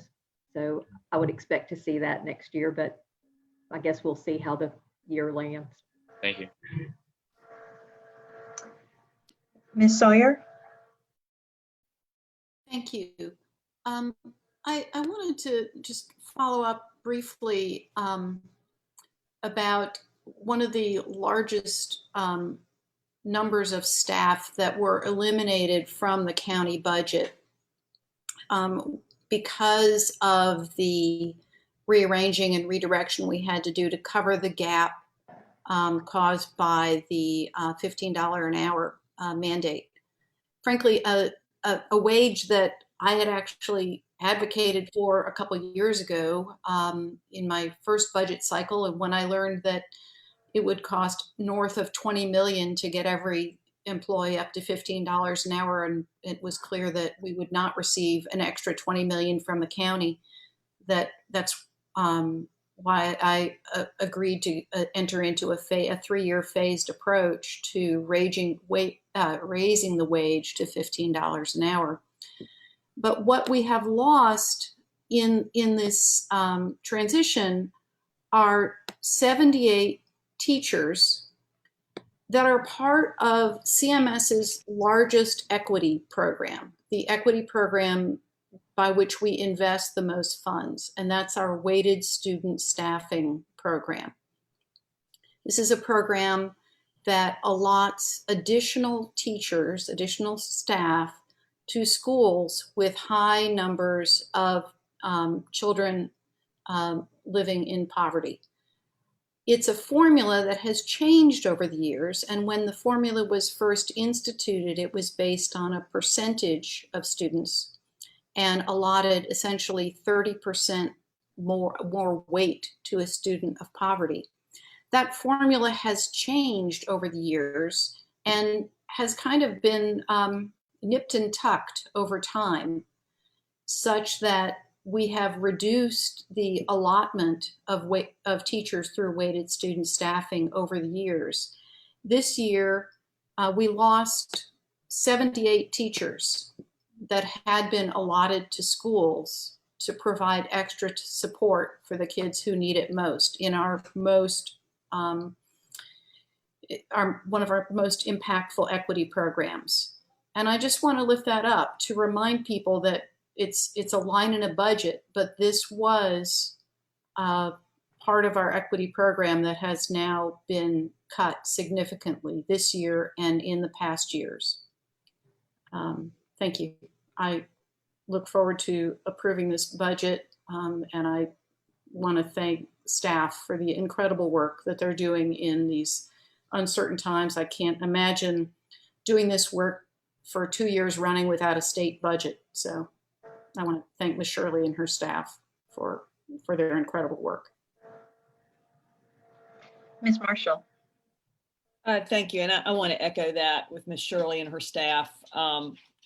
Their pencils are always sharp because they're having to constantly adjust to new information. And then it wears on them, but I think the certainty that oftentimes we're not able to give our administrators and hiring professionals is problematic. And the point that Ms.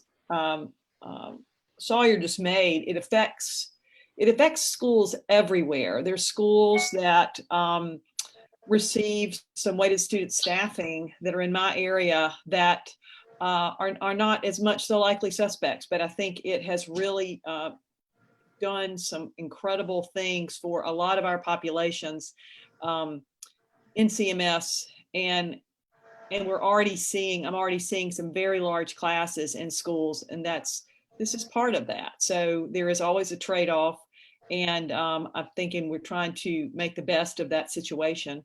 And I would love to see those positions added back over time if we can. One thing I do want to mention is that Ms. Shirley and her staff are constantly having to readjust because funding sources and legislative acts we're getting some money to do some different things with that are related to the pandemic, because it's going to be more expensive to run the school system in the way as we transitioned into in-person learning. So I think that's something to remember. And I do want the public to know some things. I'm going to bring up a couple things, but one thing is around allocations we get of staff and the allocations we get of money from the state, we are not able to move money around that we saved. For instance, the gas money that we saved when schools were closed this spring, and this money that we have not expended in the last few weeks. We can't just, well, until actually last Wednesday, there were some changes made, but last year we could not move that money to another place and use it for things that we know we needed. We have to send that back to the state.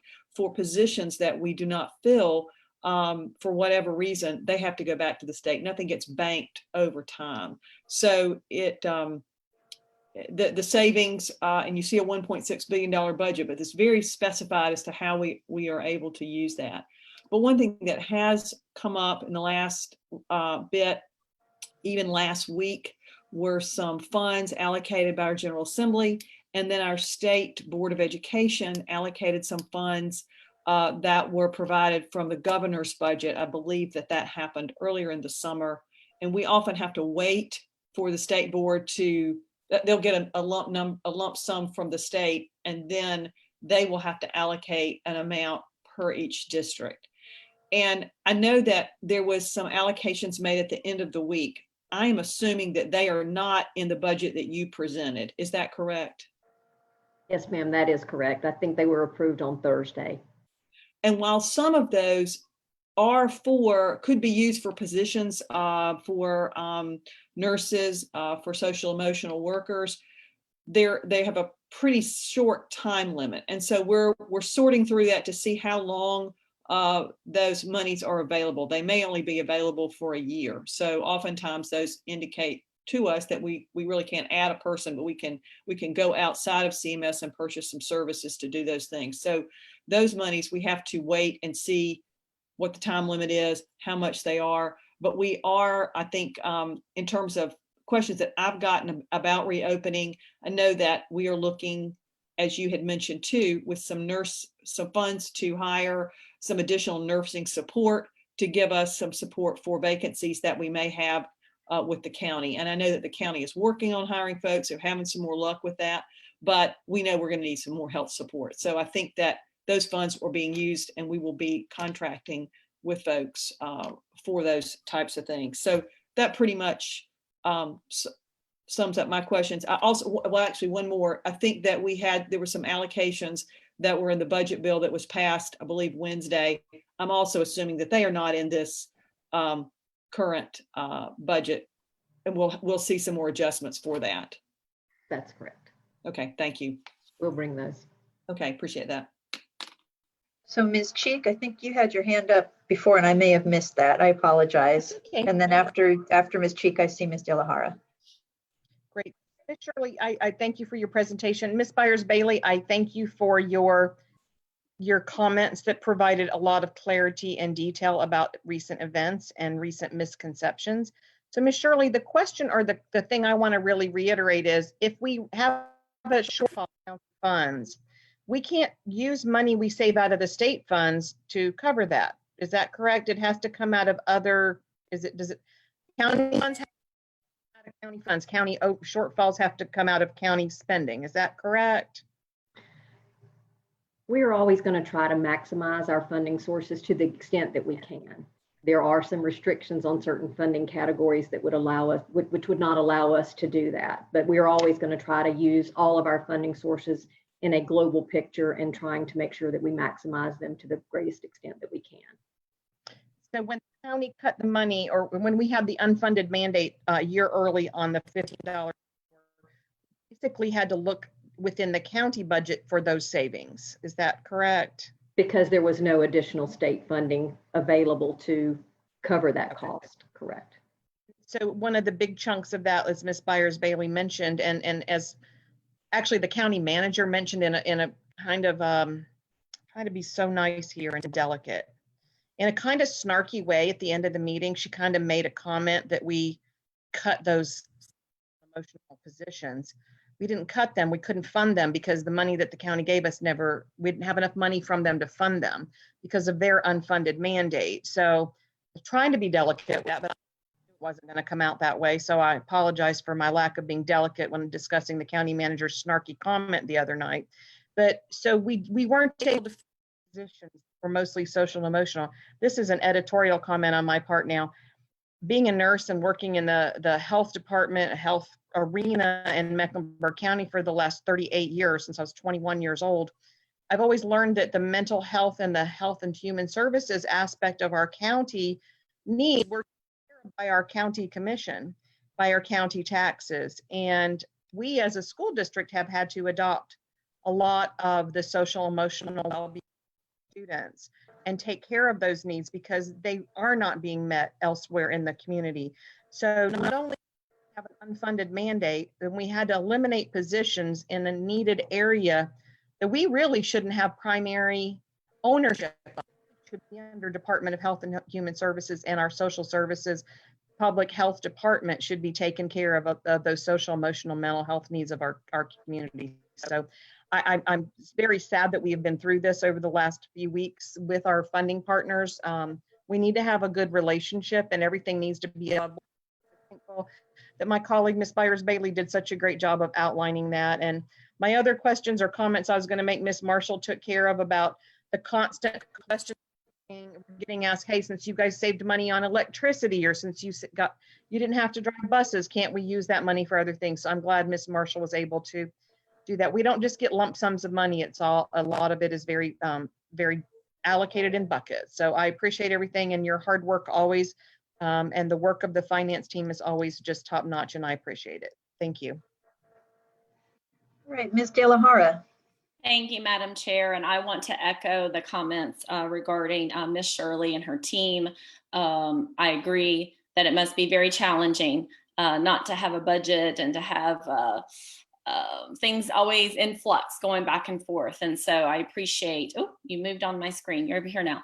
I appreciate your hard work and willingness and the way that you present it to us in a way that helps us all understand. And with that in mind, not just me and the board, but the public, I wanted to go back and if you could help us understand, there was a line item where there was 1.9 million from the state salary that was, I don't know if I have the right word for it, but supposed to happen, an increase, but then looking in the county budget, it didn't get approved, that 1.9 million.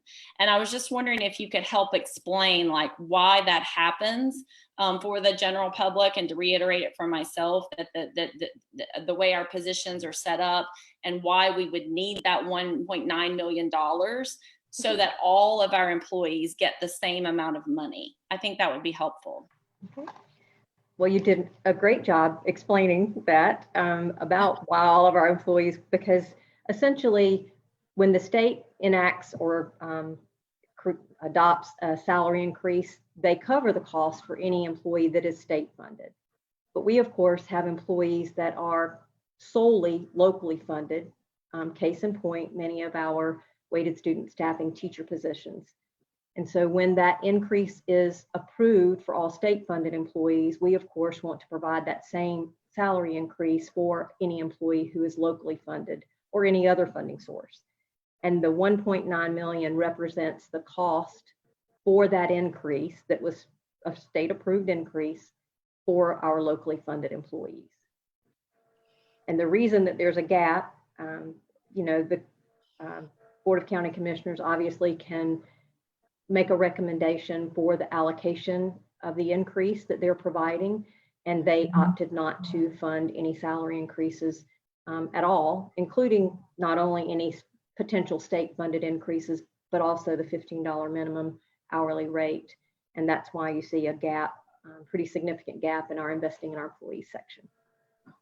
Well, thank you. I appreciate that explanation. And I guess I agree with earlier comments that my board members made about the communication with the county commission and the back and forth. And I will commit to continuing that communication to help them understand why that $1.9 million is so necessary, in addition to all the other funding that we spoke about. But since a lot of the questions I had or comments, some of the other board members had already mentioned tonight, and that was just one that I wanted to follow up on, because that I think is another significant piece.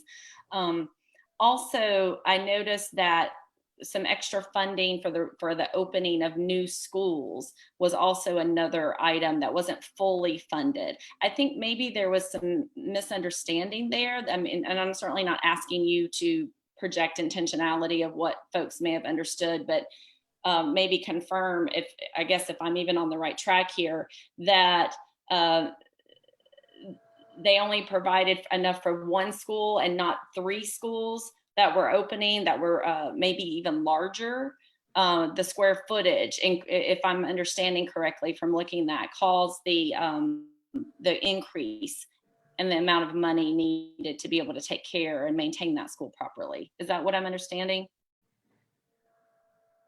You know, I don't want to make any, I don't want to speak for them. I do think that there may have been a misunderstanding when we use the term 2 replacement schools. I think they may have, thought that those dollars should be present in our budget because you already were maintaining the previous school. But the way we do that calculation is by basically looking at any new school square footage, which of course is all new schools base, and also any additional square footage that might be added as a result of a replacement school being larger than the school that it's replacing. And so when I said we had 340,000 additional square feet added to our footprint, that would have included the new school plus that increased square footage of any other schools. And so it appeared that they funded about 1/3 of our request for the new school costs. And so I think there may have been some misunderstanding, in our communication about that, by saying that it was 1 new school and 2 replacement schools. Well, that's just another reminder for all of us and the board to make sure that we're going above and beyond to communicate what that exactly means, and also a call on to the county commissioners to ask them if they're unclear about anything, to make sure and reach out. I mean, we're here and we're available and we can get those answers. Certainly I don't understand the budget inside and out, every single line item verbatim like you do, but I know you're always available to give those answers should those questions come up. So I do think that's important that we have that relationship. And then finally, I wanted to just ask about, you mentioned the House Bill 90 and the enhancements to move forward with the decrease in the class size, and that we were given allotment for extra teachers. And that's the allotment for the teacher pay. But is it also my understanding, I'm still sort of new at this, that the state doesn't give us extra funding for capital needs, that's a separate item? Meaning if we had a certain elementary first grade at elementary school X, and they have 4 classrooms, and because of the expansion of needing to reduce the class size, now we need to have 5 classrooms. That means we need to have extra space, correct? And so then who picks up that funding? And I know this is kind of strange because we're not physically in the school buildings right now, but this will be applicable. Who then picks up the funding there? And is that a specific line item that is accounted for? The state does not provide any funding automatically for the capital needs associated with that. They of course have issued bonds in the past, but more recently and more consistently, our county commission actually passes bonds, or issues bonds, I should say, to provide capital. So that gets rolled into our regular capital, our bond initiatives. I'm just asking, but it's not necessarily a line item like specifically for the expansion, or maybe to add on trailers temporarily at a school that would need them. Okay, that's what I'm getting at. We may have to do that in the interim, but then that would become a part of the long range planning that would show what is the space requirements in order to meet class size requirements or teaching staff in individual schools. Do we need to add additional capital investments for that? Okay, thank you. That's exactly what I wanted to just get out there to help us all to better understand. And I think that's it for my questions and just some clarifying points. And I thank you again. Appreciate it. Ms. Shipp. Yes, I first want to say thank you, Sheila, Shirley, and your team for the work you do. I've had the opportunity over the years as a former principal to work through these budget issues in that seat, and I know that work. And I want to thank you, Thema Baez-Bailey, for what you said. That's true. There was a lot of conversation with the county commissioners about we would have to look at how we're going to fund this, and that there would be positions that would not be hired, that we would not let anyone go, but there would be positions that it would cost us. Number one, I made a comment also too in a meeting about that, saying that, and Sheila, you know this well, that principals are asked to hold positions back, not to use those positions if you had a vacancy.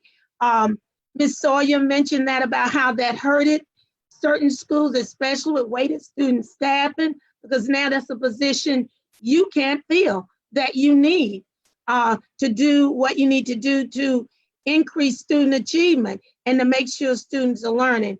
And then you have those situations with not being able to hire psychologists. Do you know what that really has done in this district in terms of students with exceptional needs and IEPs being done and getting those done? In the elementary school, sharing psychologists and not having them in the building. I think Ms. Cheek talked about, we used to have community social workers to kind of fill that gap for those positions we didn't have because of funding. And this is unfortunate that here we are another year having to cut or not bring those people into positions that are very much needed. So it cost us. We want to fund, and we did do the $15 an hour for our custodians. We know we want all our staff to be paid well, but it was going to come with some consequences that would affect our day-to-day practices and instruction and what we do in the school buildings. But again, thank you, Sheila, Shirley, and your work. You always find a way to make it work with the budget that we do have. I've experienced that over and over. Although we do more with less a lot of times in schools. How's that? You do more with less. So, but and all my board members have said so many things that I agree with. And thank you again for what you're doing, Sheila, Shirley, and that's my comment. And so is anybody else? All right, I'll just close it out with, I will thank you and your team too, Ms. Shirley. I think you do have this miraculous ability to squeeze milk out of a stone and turn water into wine. And Ms. Shipp is absolutely right that the public school mantra is to do more with less. I can imagine with the economic times ahead for our country, we may be doing more with less for a while here. And so we need to all be mindful of that and continue to stretch every dollar as far as we can, given and as heavily regulated as we are, especially by the state, that limits our ability to stretch dollars. But you are a master at stretching those dollars as far as possible, and I'm very grateful for that. As far as our county funding partners, there's been a lot of discussion about our local funding tonight.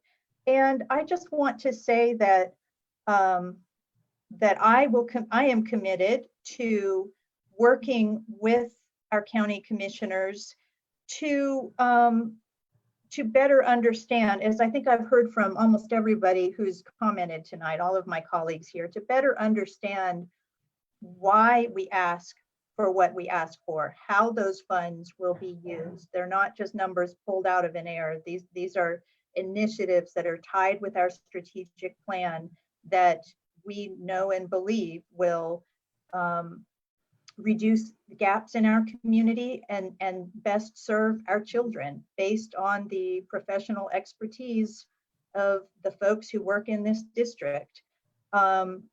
So we are not their oversight board and they are not our oversight board. We are set up by state statute with our own set of responsibilities, and they are set up with their own set of responsibilities.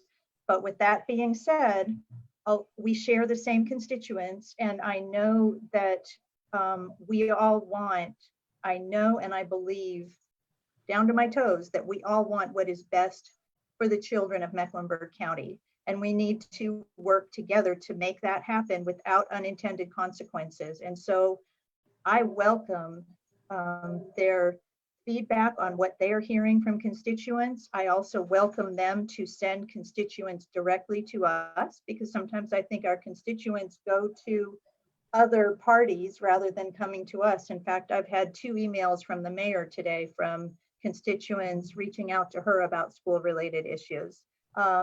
So let's just solve these problems together. Let's work on these things together. And ultimately, I think our kids are all going to benefit. And I know that we can do that. And I do want to say too, that the county chair and I speak regularly and have had some really good constructive conversations lately. And I look forward to that continuing. So I think we're in a good place, and I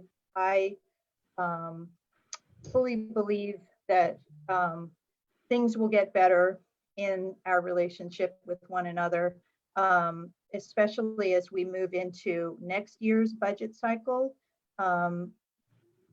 We need to do a good job of sharing why we're asking what we're asking for, and really pushing for those follow-up questions so that we can answer those questions before it's too late. But at the same time, we need to remember that it is our job to establish the budget and to spend those dollars as we know best. So with that, I'm going to call for the vote. Hang on here, is there a motion? Yeah, sorry. Move Okay. that we accept the budget as presented. Let me read this motion, Carol. Thank you for jumping in there. Is there a motion to approve the Charlotte-Mecklenburg Board of Education's operating budget for the 2020-2021 fiscal year? So moved. All right. Second. A motion from Ms. Sawyer, a second from Ms. De La Hara. Any additional discussion? All right. Madam Clerk, would you please call for the vote? Board Member Rhonda Cheek, how say you? I vote yes. Board Member Dr. Ruby Jones, how say you?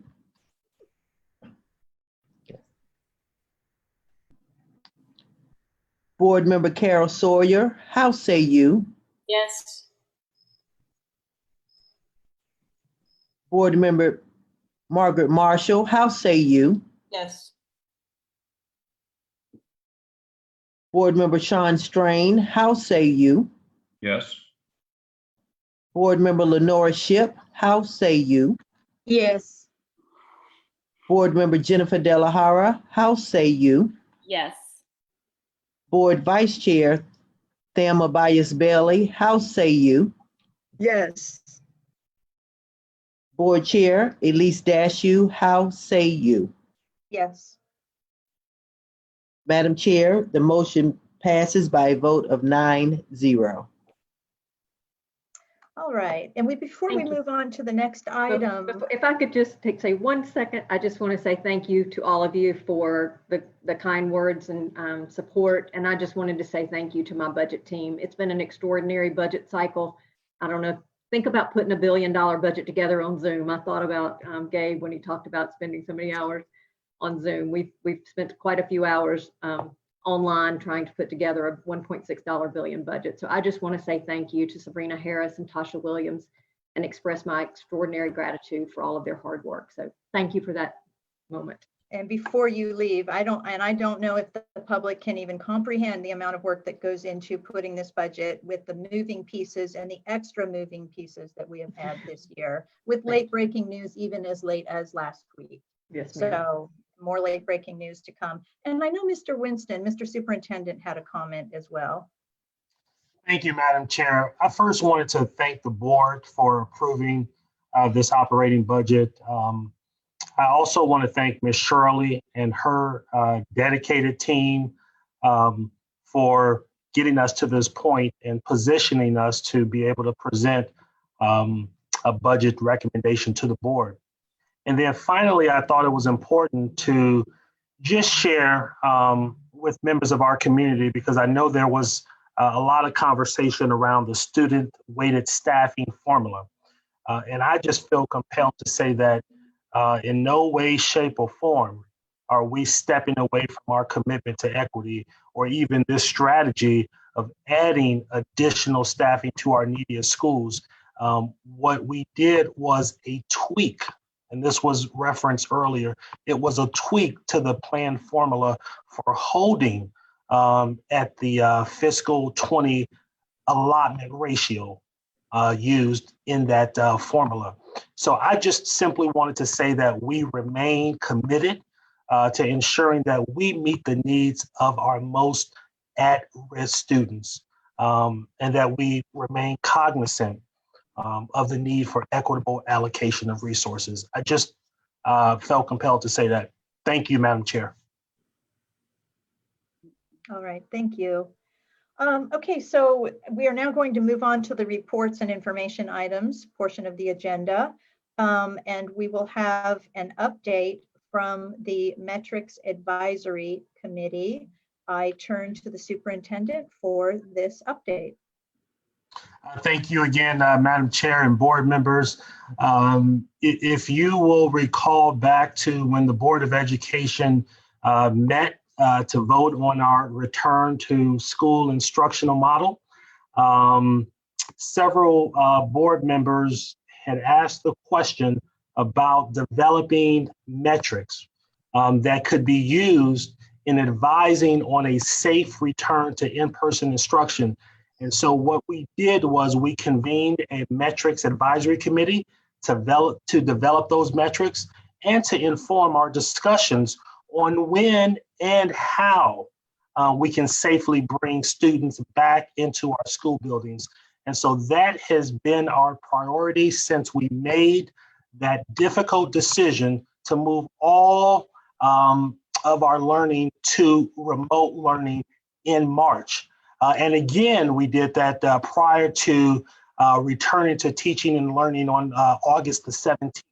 And so that committee, the Metrics Advisory Committee, which was made up of district leaders, school principals, teachers, and our public health professionals that included individuals from the Mecklenburg County Public Health Department. But we also have private healthcare physicians on that committee. They met several times. They created a dashboard that will help guide the decisions that we make around reopening schools to in-person instruction. And so our Chief School Performance Officer, Kathy Ellen, who actually chairs that Metrics Advisory Committee, will share with us tonight the best thinking on the metrics that we will be able to use for a phased reentry. And then I also think it's important to note the hard work of this Metrics Advisory Committee. That hard work has resulted in the development of a dashboard of metrics. And we will use those to evaluate the different phases of returning to in-person instruction. And so I just wanted to lift that up. And then now I'm going to toss it over to Ms. Kathy Elling, because we know the hard work that the Metrics Advisory Committee has done under her leadership.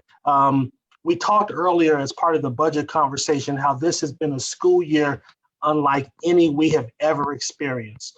And so again, I just want to thank our Metrics Advisory Committee because they've worked hard to develop some appropriate guidance that'll again inform those decisions during these unprecedented times. And I know we had a few speakers earlier during our meeting who talked about this. We absolutely want our students and our teachers back in school together. We also want to be well informed and confident when to make this happen. And so we do so with the health and the safety of our students and our staff at the forefront of our thinking. So now I'm going to ask Kathy to share with you now the recommended metrics that we will use to help evaluate a safe return to in-person instruction. Ms. Elling. Thank you, sir. Good evening, board members. It's my pleasure to give you an update this evening on the metrics committee work and in preparation for our meeting this week, which we hope to finalize the work with solidifying the dashboard thresholds. I would be remiss if I didn't thank the committee members who have given their time. You heard our superintendent mention it is inclusive of our health department, Gibby Harris, Dr. Meg Sullivan, including folks from Novant Health, Dr. Jerome Williams, Dr. Charles Berger, and also our colleague from Atrium. I apologize, I'm skimming this to get the name, Dr. Gary Little, my apologies, has also been a part of this work. So what did we do? We had a lot of conversation and we attempted to solidify what has to be in place in order for us to feel good to bring students back into classrooms. So you're going to see two things tonight. I'm going to run through the metrics that we have solidified, and then I'm going to show you a draft of the dashboard and let you walk you through some of the descriptions that are involved there. So right now, currently, we know that we can't bring students into classrooms without teachers, and we are sitting at 34 teacher vacancies, and that is fewer vacancies than we had at this time last year. In addition to that, we had 161 teacher residency candidates. These are our homegrown teachers that have been through our own residency program, which is an accredited program through the state to provide teacher licensure. We have hired 110 of those, so we have some in the waiting in the wings should we need them. We also have a healthy substitute pool of 1,500 substitutes that are divided between Kelly Services and our CMS substitute pool. On our operations side, you'll notice that we have currently 0 child nutrition vacancies. We have 29.4 custodial services vacancies and 18 bus drivers. On our human resources side, we offer approved leaves. That is something you know that we do, and every other organization provides leaves according to both state and federal policy. And we currently have 103 individuals on leave. That is less than the combined leaves from last year at this time. We do have 30 staff members on COVID leaves. That is of note. And at this point, we have processed 687 alternative work requests. Alternative work requests are granted to high-risk individuals who, by virtue of medical documentation, are not able to work in school buildings at this time. So you will see in parentheses that includes 500 teachers, 18 of which are elementary. You heard mentioned that we do have nurse vacancies. We have 38 vacancies, and in Ms. Shirley's report, we are using allocated funds to backfill nurse vacancies. I want to be clear that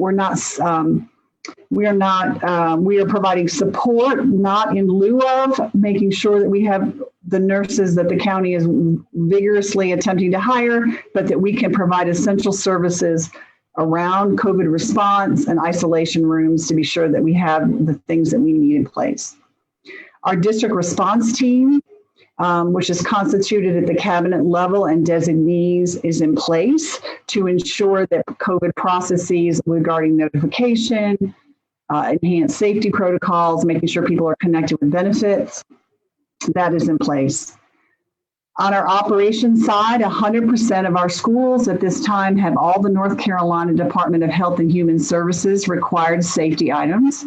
We are finalizing what we believe to be a lead time to refresh those safety items. Our operations team is purchasing replacements as we speak. And then, last week, the governor added an additional requirement for face coverings for 5-year-olds, and we are in the process of making sure we secure those. We have enough face coverings on hand for all of our students. We realize the size of a 5-year-old would dictate a potentially smaller face covering, and we are securing those. Finally, you've heard mentioned that it's not just enough to have materials and supplies, but we have to have adequate training.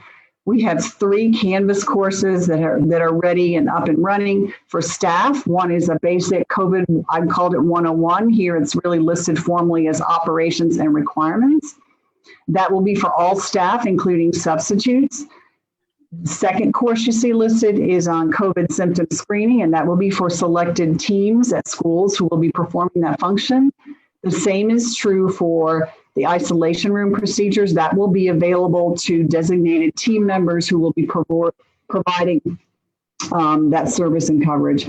And then the last bullet on this slide is relative to positive and potential case procedures, which there's a level of awareness for all staff, but then we want administrators to have a detailed understanding of the steps to process it and handle it appropriately. And then finally, we've settled on 2 COVID measures as part of what the county and state currently track, and you'll see the case rate per 100,000 persons, and that is a 7-day count, and then the test positivity percentage, which will be a 7-day average, and those are metrics that we have agreed on. In addition to agreeing on the metrics, though, we have been in process to produce a forward-facing dashboard, and I am going to show you that now. I hope. Let's see. I'm saying, are you seeing it? You're not seeing it yet. Okay. Not yet. Okay. Let me close out and let me try again. And there we go. My apologies. Okay, you see it now, correct? Okay, thank you. So I'm going to scroll to the top of this so you can see. What you're basically seeing here are the metrics that I've outlined, but in a format that we're going to firm up and create a forward-facing dashboard. So at the top, you heard me reference the public health metrics that we are tracking, and we are looking at very simply organizing it into a color-coded system. Green means minimal community spread. Moderate community spread is what you would see in the yellow, and that would be 10 to 100 cases per 100,000 persons. And then if we had over 10 cases in 100,000 individuals, and you'll see corresponding positivity rates below that. I would like to direct you to the text that's behind it. I hope you can read it. We are recommending, and when I say we're recommending, this is going to be taken to the metrics committee on Thursday, and we want them to make sure that that represents the work of the group. But we are recommending that both metrics in green for 14 days, and our definition would be that we could consider continue in-person learning at all schools in compliance with state's orders. One or both metrics in yellow and no metrics in green for 14 days. We could consider and continue in-person learning only for specified prioritized student populations as part of a plan that the board would adopt. And one or more metrics in red for over 14 days we should consider. And it says consider because these are guidelines that we would follow in consultation with the county health department and recommendations that they would provide us, and those decisions that we made jointly. We could consider or should consider potentially virtual learning for all students. We know that once we open, we are going to need to track school level cases. And we will be providing thresholds that we feel are in the green, yellow, and red category on Thursday when we talk with the Metrics Advisory Committee. And again, All metrics in green mean there would be no restrictions in in-person learning in compliance with the state's orders.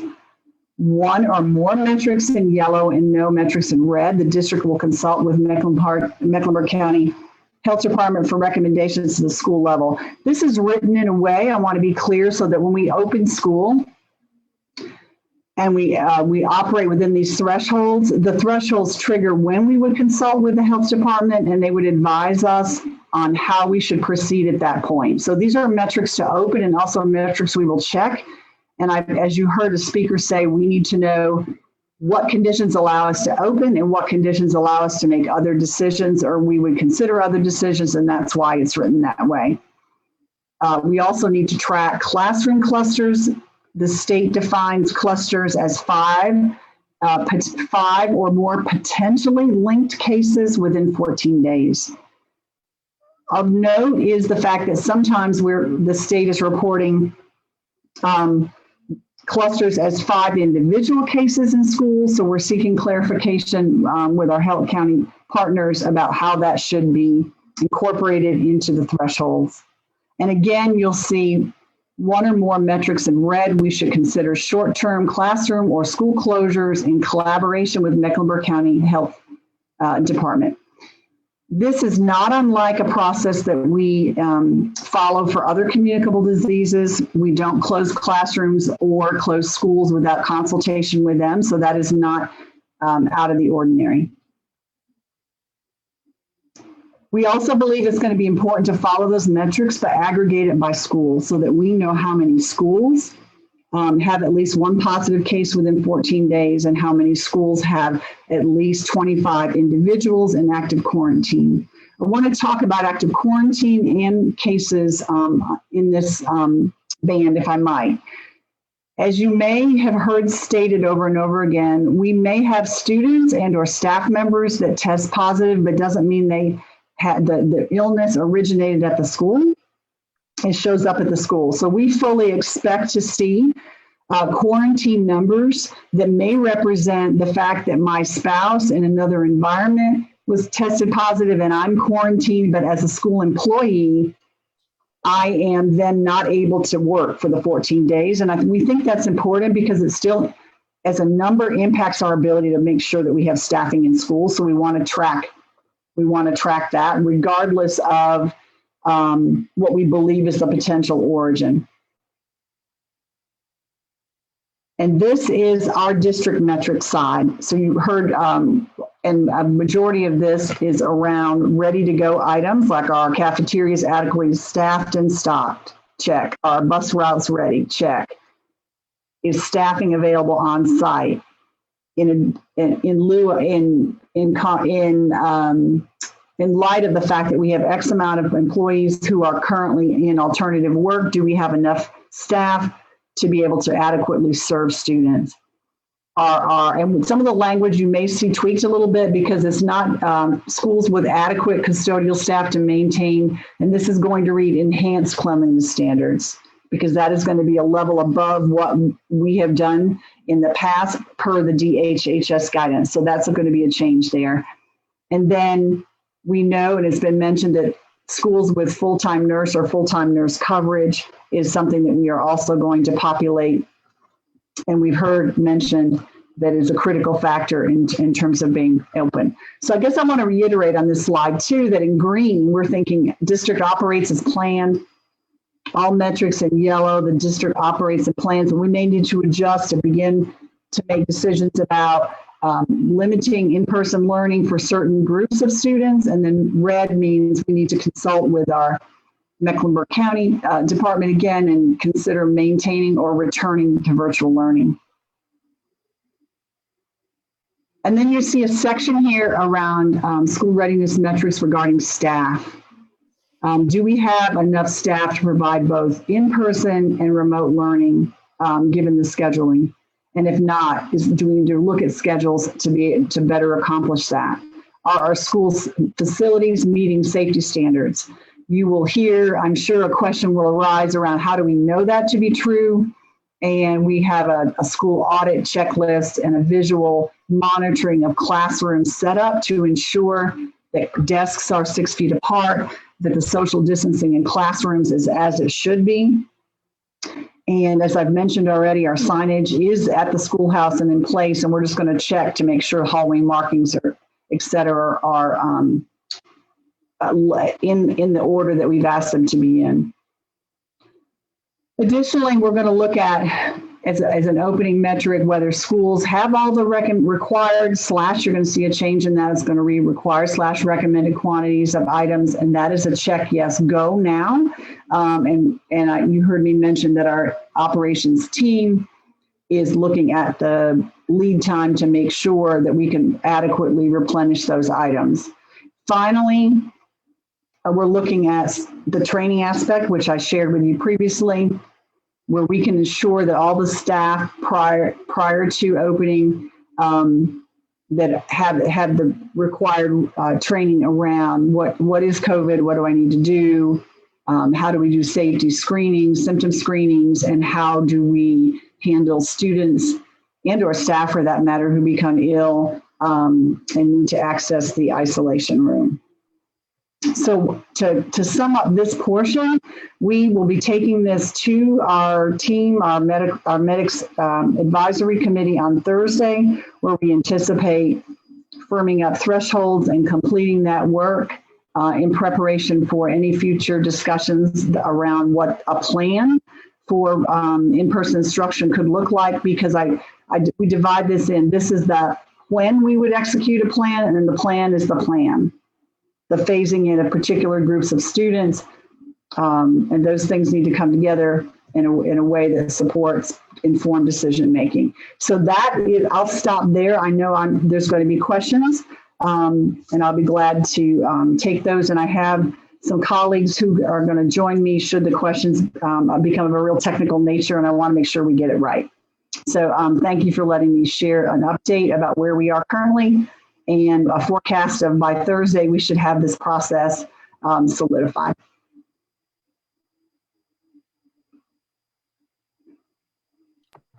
Thank you so much for that report on metrics. It is eagerly anticipated, and I want to recognize the high pressure that you and your team and that our partners on the Metrics Advisory Committee have been under as they develop this dashboard. I know not only is this eagerly anticipated here in Mecklenburg County, in our community, amongst our constituents, it is eagerly anticipated across the state. And I have compared notes with board chairs just over the weekend to find out where they are. And I think we have a lot of eyes on our board meeting tonight from across North Carolina, because we are one of many, many districts that has not yet developed a good matrix to guide reopening. And at least the 5 largest districts in North Carolina are really interested to see what we've put together and maybe following suit. So thank you for your work on that. Before we open this up to board members' questions, I want to talk about the next steps. We're on a path. This is a big milestone on that path. There are more milestones to come in the near future. On Thursday, the day after tomorrow, as Kathy Elling said, the Metrics Committee will meet again to put numbers into the columns that were blank. In other words, to finalize the actual metrics that they recommend that we use to guide our reopening, and the potential to have to close schools again should that become necessary. And as a reminder to everyone watching tonight, the metrics are a tool that we will use to make a decision that is informed by data about when it is safe to bring children back into the schools. We will also use this metrics tool to decide if and when we need to close individual schools or the entire district should infection rates increase sharply. These metrics are, as I said, a key milestone on that roadmap for returning to in-person instruction, and they will be key to helping us manage that return to keep us safe. So the Metrics Committee will finalize its work on Thursday.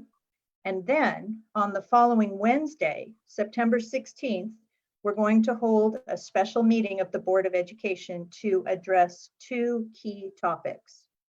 The first topic of this September 16th meeting will be returning to in-person instruction in our schools, most likely in a phased approach.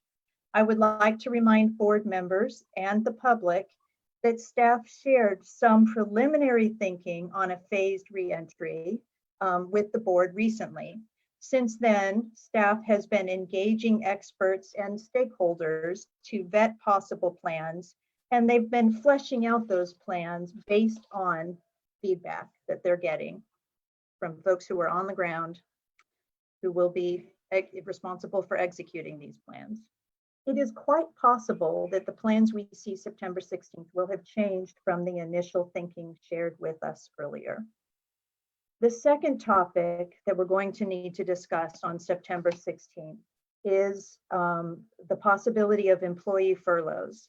None of us wants to have furloughs, and we will do everything in our power to avoid or minimize the possibility of furloughs. And I want to be clear, we don't yet know that furloughs will be needed, but they might be needed. And therefore, we want our superintendent to be prepared to make those decisions should the time come. And so that will also be a topic of the special meeting on September 16th. And so with that said, I will now open this up for board members' questions and discussion. And I see Dr. Jones. And I see Rhonda, I see Ms. Cheek. Ms. Statue, before we start, can I clear? I just noticed on this slide that it's greater than 100 cases per 100,000 should be read. My apologies, team, for that error.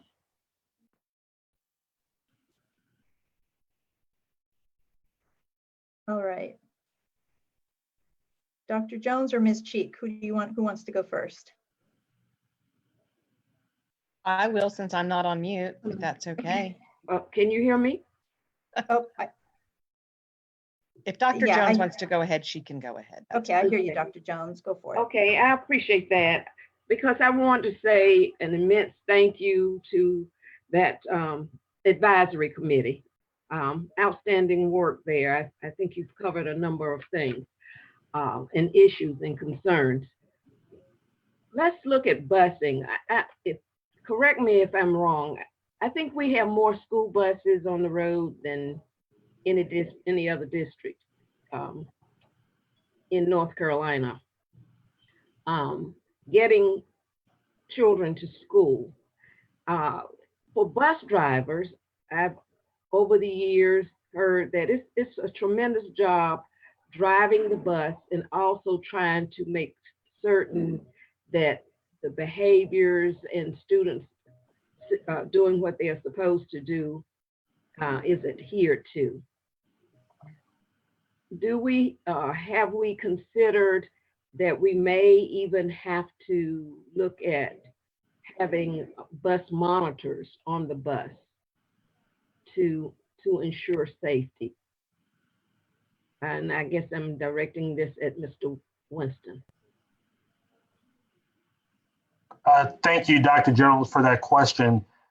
We have not indicated that we're going to put a bus monitor on every bus. I think you bring up a great point.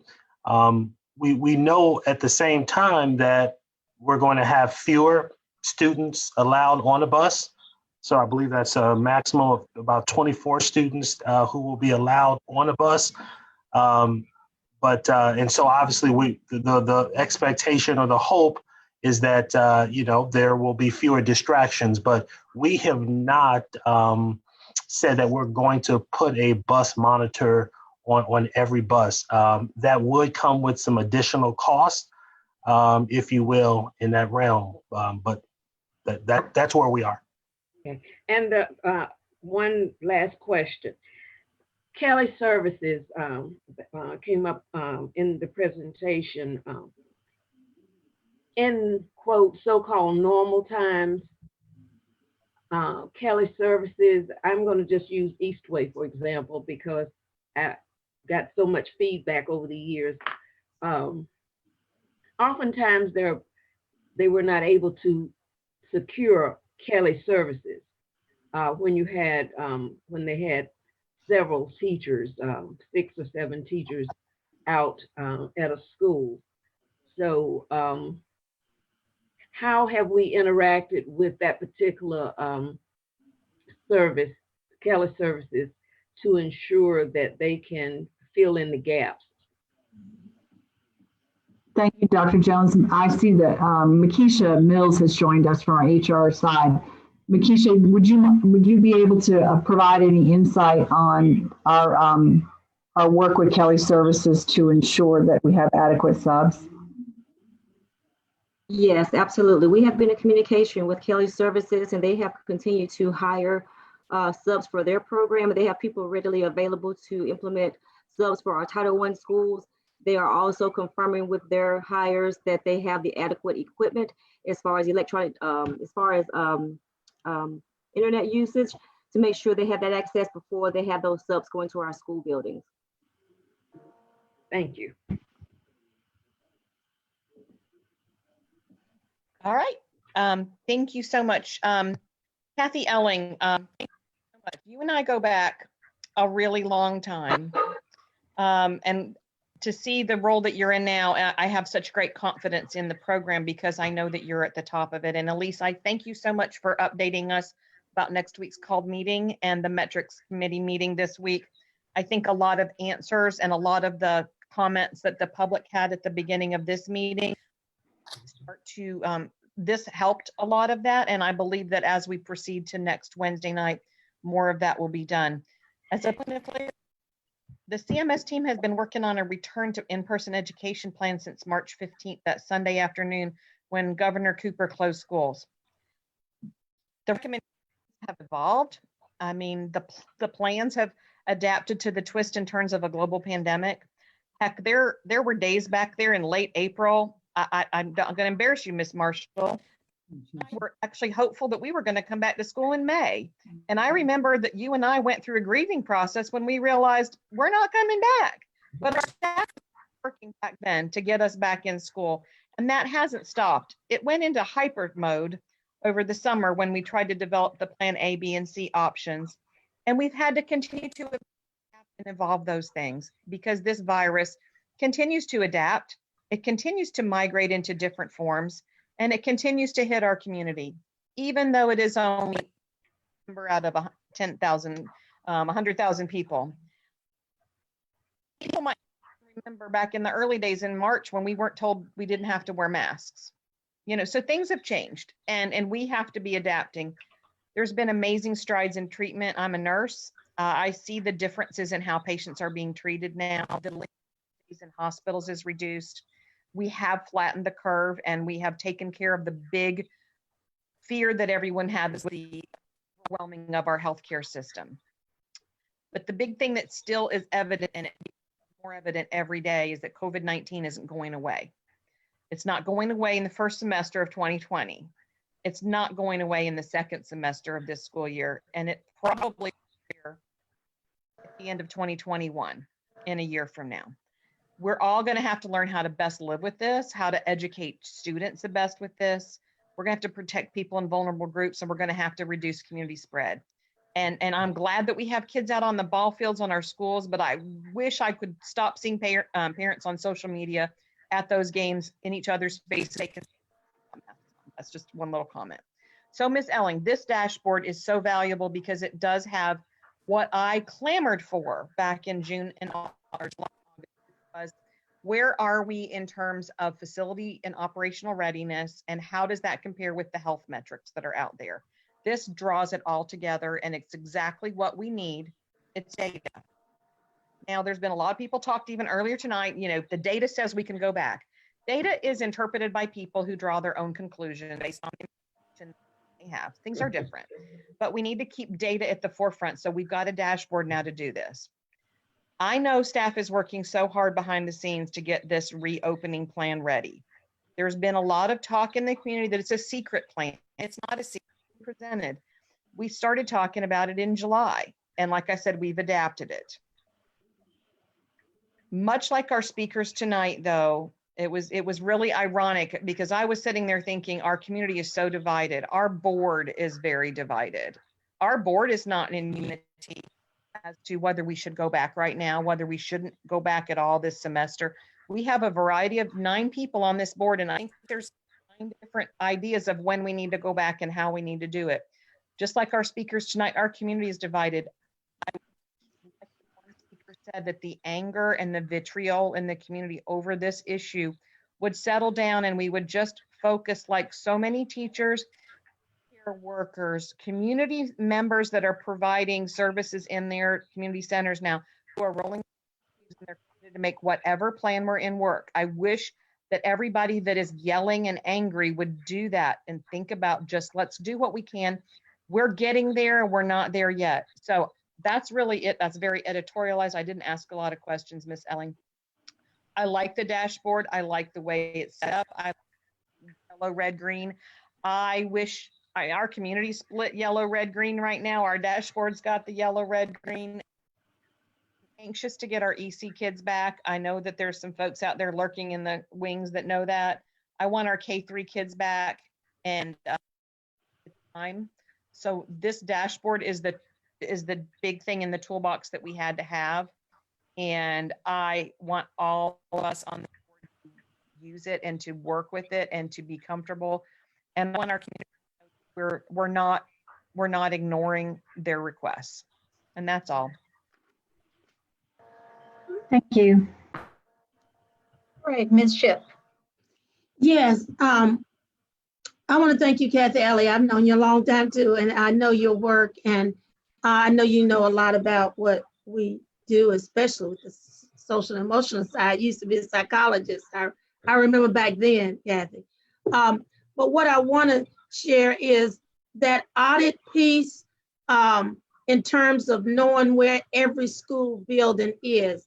How is that figured into the matrix? Because we really need to know if we can get it by learning communities or if we can get it by individual schools. I think we really need to be able to see, for the sake of our staff and bringing our students back, what does every building look like in this county, city and county? What do they look like?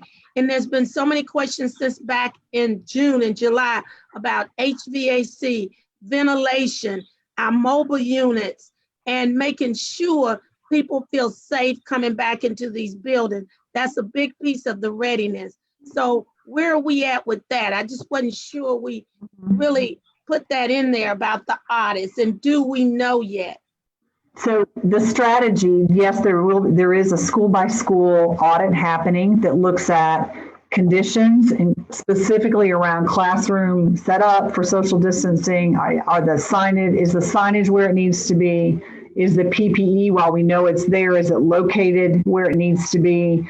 Are the isolation rooms designated appropriately? Are the hand sanitizers located where they're supposed to be? So that really is a manual hand-over-hand process that's happening right now by our learning community staff, our equity superintendents. I'm on that team and going to be walking some schools. So that will assess our physical readiness, which is an aspect of it. And then you're right, when we decide plan, when you all approve a plan, there is a staffing readiness metric by phase, by plan that we'll have to back in. And that also will have to be a school by school analysis that will then roll up to a district staffing analysis. But you're absolutely correct. And while we know what our district staffing looks like right now, including COVID cases for staff, alternative workplace accommodations for staff, those numbers may flux as plans are announced and developed and that is just the way it is. And until we get that piece, I can't do a school by school analysis, because right now, all things being equal, we could open a school if you looked at our district staffing numbers, but we're not in everyday times. And so we've got to do a school by school analysis. So we don't have it. And I think one of the things is the planning piece. If you're in person, what does remote look like in terms of the work. I know the teachers are working so hard right now with remote learning and trying to get that right and get it at a point where consistency across the district. I think that's the question with Plan C right now, that remote learning being consistent in every school. And I know that should be part of it too. How are we making sure that's going to happen?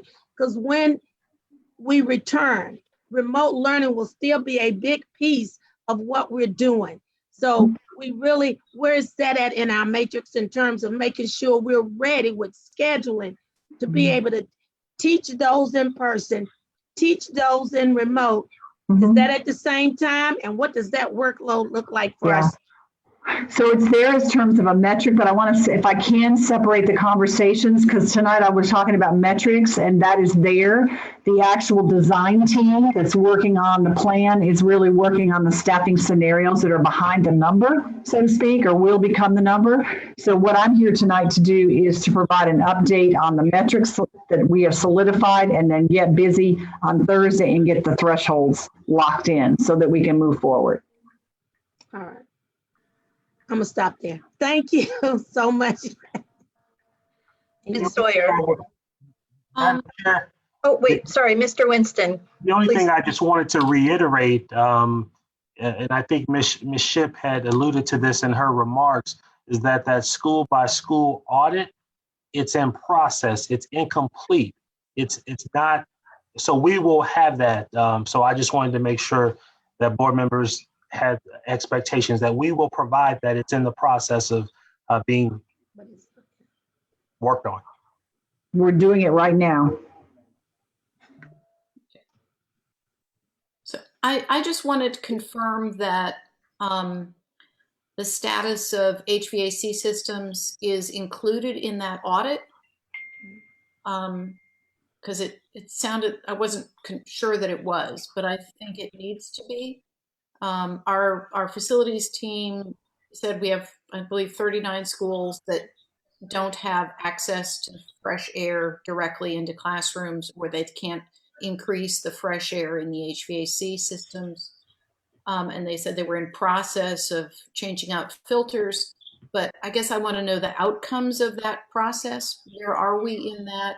How many schools have been serviced?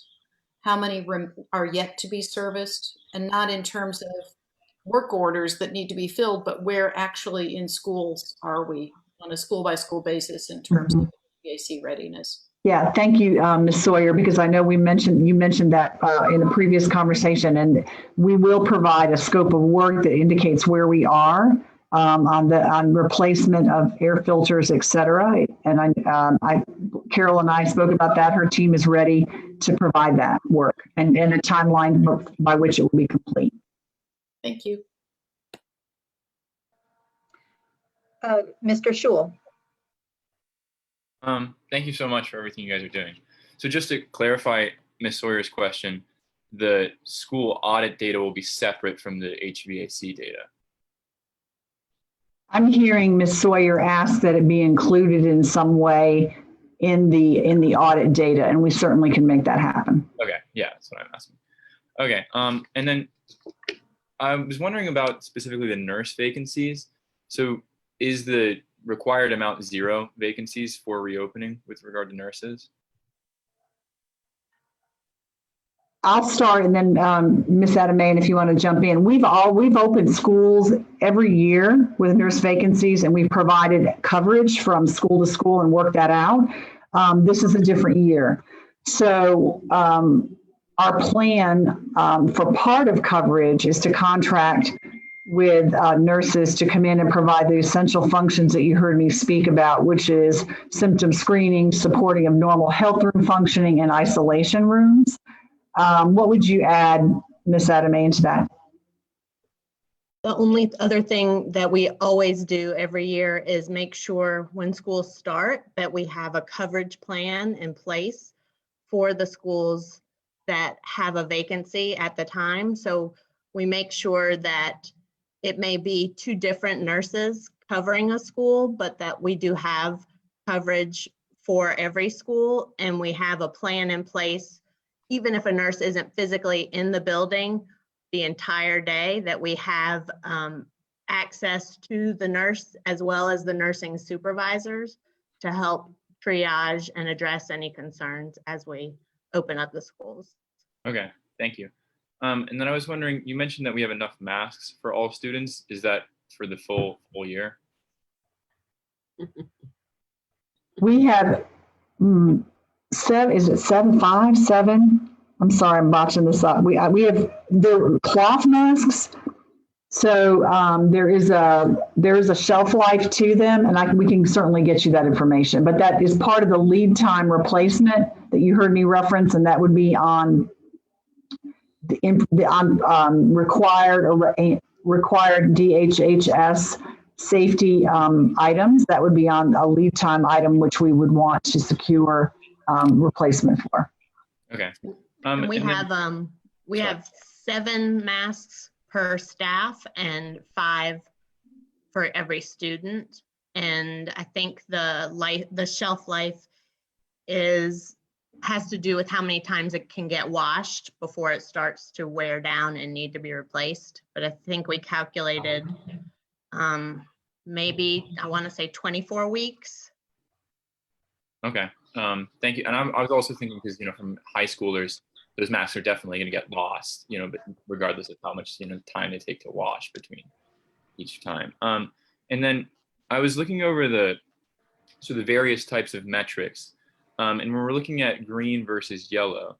So in all of the yellow metrics, there's a footnote about limiting to prioritized populations if we're in yellow for all metrics except one, which is like school readiness. And there the footnote is that we're limiting school openings based off readiness. So does that mean that if a certain school is in the yellow and another school is in green, that we would prioritize opening one school over another?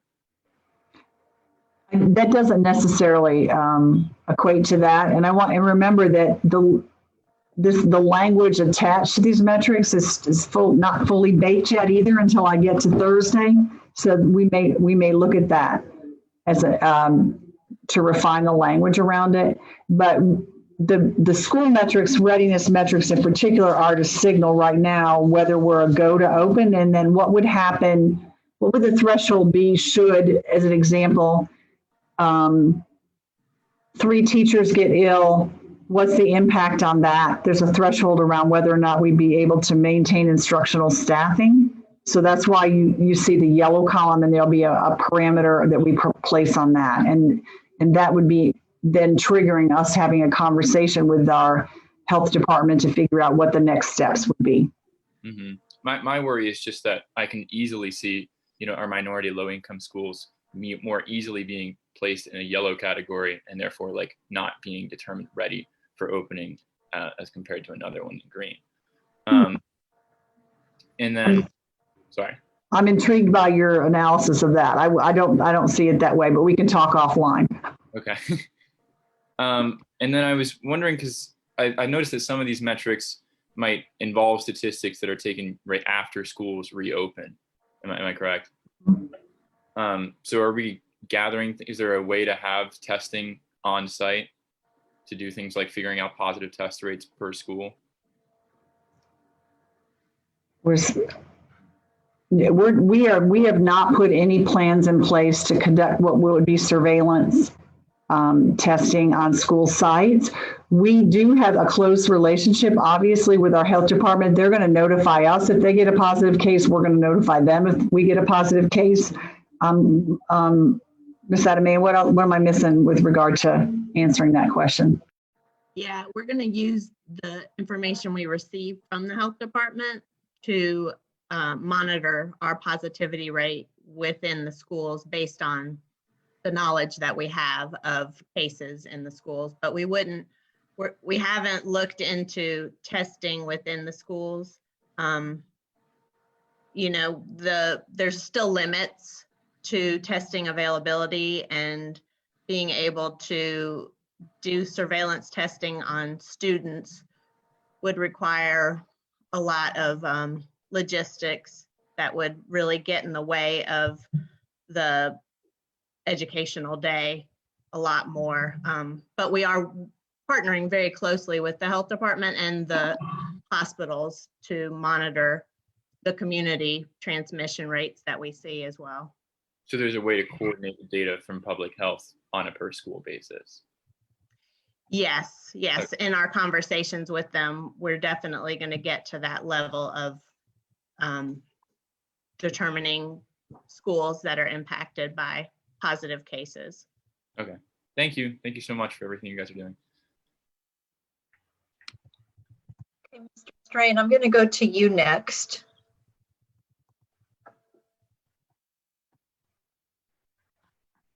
You are. Okay.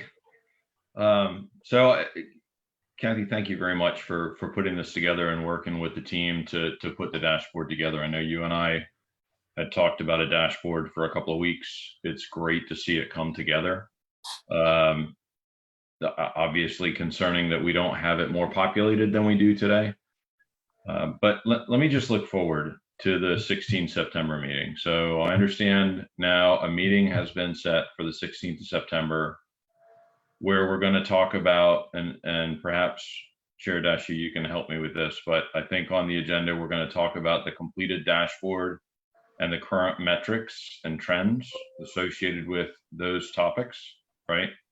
And then that by completed dashboard, we'll obviously have the thresholds in there. And so we'll be able to talk about a completed dashboard at that point. That's the intention. That's my understanding, along with the presentation from the team that's designing the phased reentry plan. Right. So that I think is the transition to be plan, right? The design team that's looking at the phased gated transition plans to implement Plan B. And then also the furlough schedule, given what we know at that time, right? So this would be next week talking through those things, right? Furloughs will be discussed. Authorization for, giving the superintendent the tools he needs, should he have to go that route, will be discussed. Right. And just understanding what that could potentially entail and any linkage that has to our transition plan as well. Right.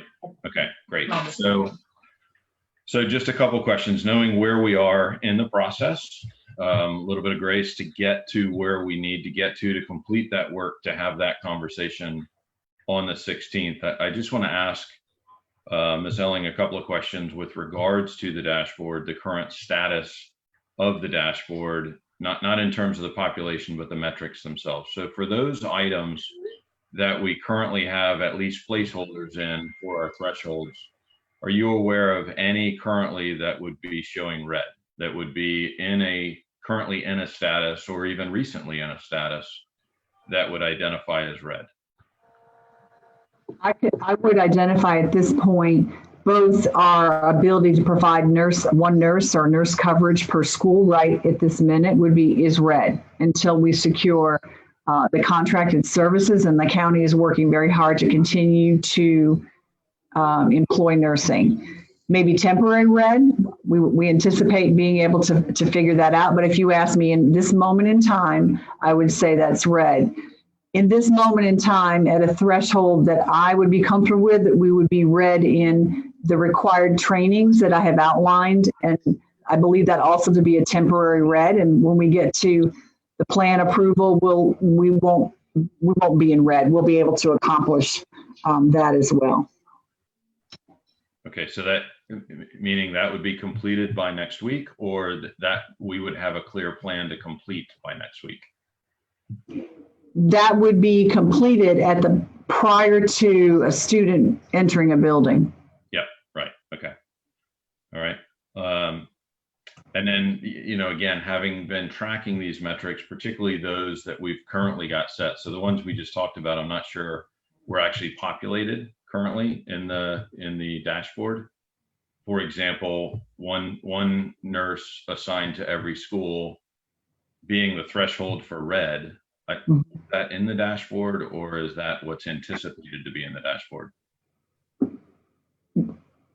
I'm not sure that I'm adequately articulating the threshold, because we have had the threshold will center around nurse coverage for every school. And what does that look like?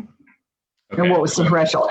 But if you're saying to me, could I articulate nurse coverage right this moment in time for every school, knowing that we have 38 vacancies right now in time? The answer is that would fall into the red for me tonight. Right. I understand, but and because we don't have full coverage, right? We can't articulate full coverage, but not having full coverage is anticipated as being the threshold to go to red, whereas maybe green would be having a nurse assigned to every single school. Is that fair? And then the yellow would be between those? I think nurse coverage, we could articulate a plan for nurse coverage for every school would be green. Okay. Well, good. So, so for the metrics that we have currently defined, which I think was really the community health metrics, do you know where those metrics stand today against and perhaps you could throw the dashboard back up, and we can discuss where our metrics are today against that dashboard, because those are the areas that are actually populated. I know they're not signed off yet by our partners, both the public health officials and the medical professionals. But if we can talk just briefly about our community health metrics, that would be helpful. So I know that our current positivity rate is 6.4, maybe. It was 6.7 on September 3rd. I don't have the case count for the latest report. I don't know, Monica, if you can quote it. I think we're in the yellow for sure in the case rate. I see different calculations in different places, but I believe we're in the yellow for Mecklenburg County right now. So Kathy, are you going to throw up the chart again, or no? We're doing it by memory at this point. That on there? I'm not sure that the chart has. The chart lists the parameters. On there. So, so I think to your point, I think we're at 6.4 ish on test positivity rate, which would be at the low end of the yellow here. Correct. And then I think we're at roughly 10 cases per 100,000 right now, in terms of the case rate. So that would put us in the low end of yellow, almost green. Right. So this says 7 days. Is that set 7 days of cases? I'm glad you asked that. For 7 days. Yeah, I'm glad you asked that, because I do believe perhaps it is a 7-day average. I'm going to consult with our physicians on Thursday to firm that up. Yeah, I think that's a case rate per day per 100,000 persons. The 7-day average, which we've been right around 10 for 4 weeks, I think. So right on that yellow green, line there. So, okay. And we don't currently have any other numbers populated. I know you're working in that direction, but the rest of the dashboard is not currently populated the way these public health metrics are, right?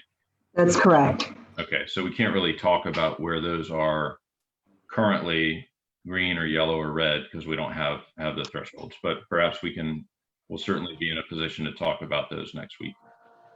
But it's good. I think it's good for the public to understand that given the public health metrics, that's where we are against this. And obviously we're going to take that for approval with our public health officials and our certainly our partners and medical professionals. That's correct. Okay. Thank you very much. I appreciate it. You're welcome. You're more than welcome. Thank you. Those are great questions. And I wanted to make sure I didn't overlook you, Mr. String. You, in all transparency, had made a comment in a recent meeting that you always get called on last. And I had to kind of kick myself because I had thought that you always try to go last for tactical, like political reasons. And so I just want to make sure that I don't overlook you. Perhaps, Ms. Dashew, tactical reasons, but certainly not political reasons. All righty. And with that, I will go to you, Ms. Byers-Bailey. Thank you.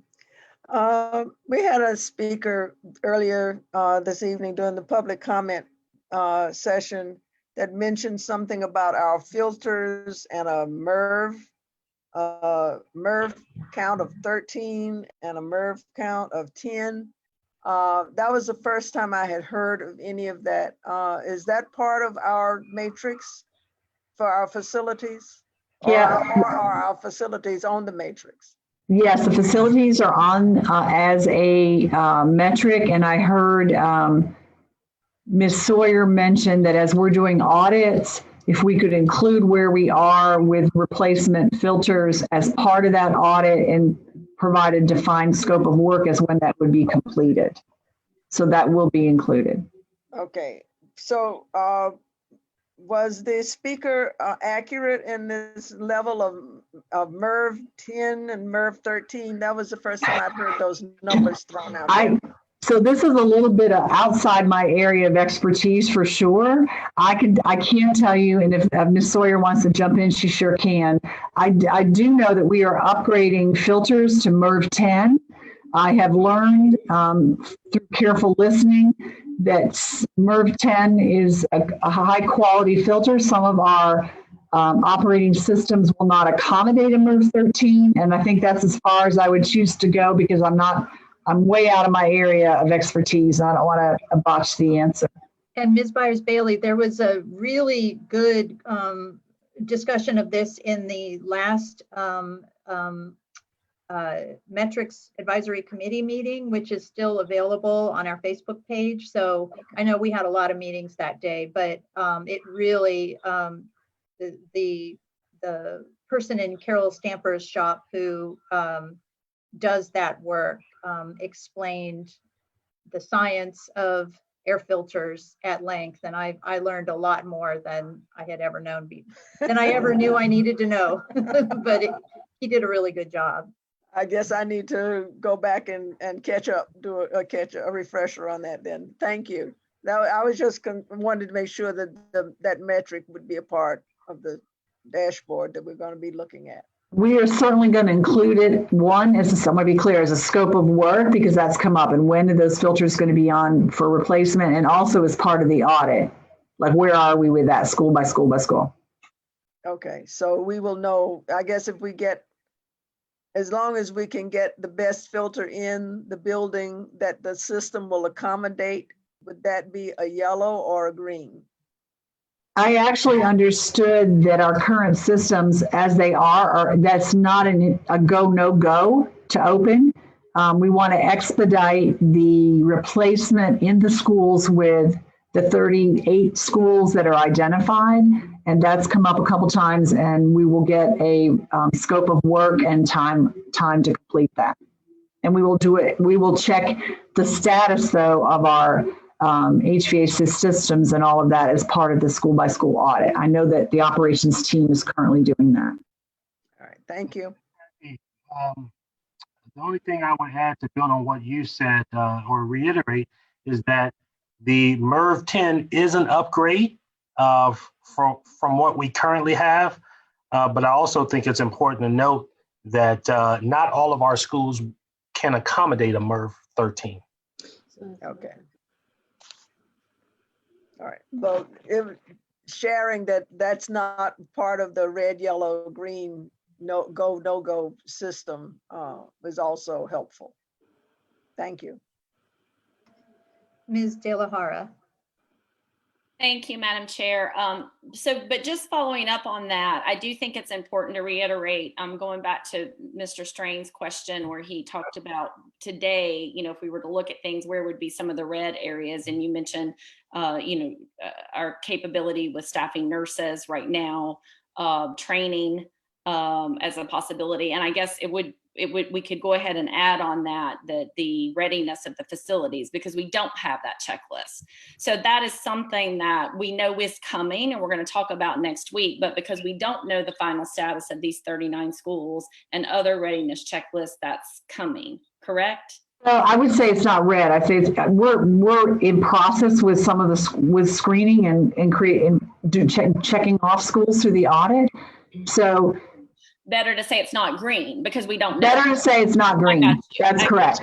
Thank you. No, that's a great way to put it. No, thank you. Thank you. Yeah, no, I appreciate that because it's just another one of those variables. And it's important for the public to really understand that there are so many variables. I know there's been a lot of emphasis in the public with emails that I get, even comments tonight, what is the infection rate? There's so much emphasis on that. And that is very important where we are, and the community seems to be doing a great job of bringing that down. But of course, it's not the only factor. And we've stated that over and over and over again in many meetings, that there are multiple factors. So I appreciate all the hard work that you are doing to break that out in training and staffing and school readiness and all the different factors that play in. I hope folks are paying attention. I do want to comment that I was pleased to see some thought going around this nursing supports, particularly knowing that we still have 36 vacancies, but it seems that there's some work going around how can we possibly hire some folks that will help staff those isolation rooms, because certainly the nurse can't manage the nurse room and the isolation rooms and everything. And so that was a concern of mine, because just our staffing and knowing that our school-based staff, even aside from the teachers who are teaching, have other responsibilities, and how that's going to, play out on a day-to-day basis. So I look forward to hearing more about that. I guess that's more of a comment than a question. But I will ask one question, because I did watch the Metrics Advisory Committee meeting, was it last Thursday? Or maybe the Thursday prior, it's all running together these days, but I watched it. I didn't hear anything specifically spoken to, and I guess Gabe sort of mentioned this about testing and improved testing capabilities. I just want to be clear, there was nothing mentioned about that, and certainly not the on-site testing availability, but that wasn't necessarily discussed, was it? It was discussed from a public health standpoint, meaning that the health department is ramping up testing.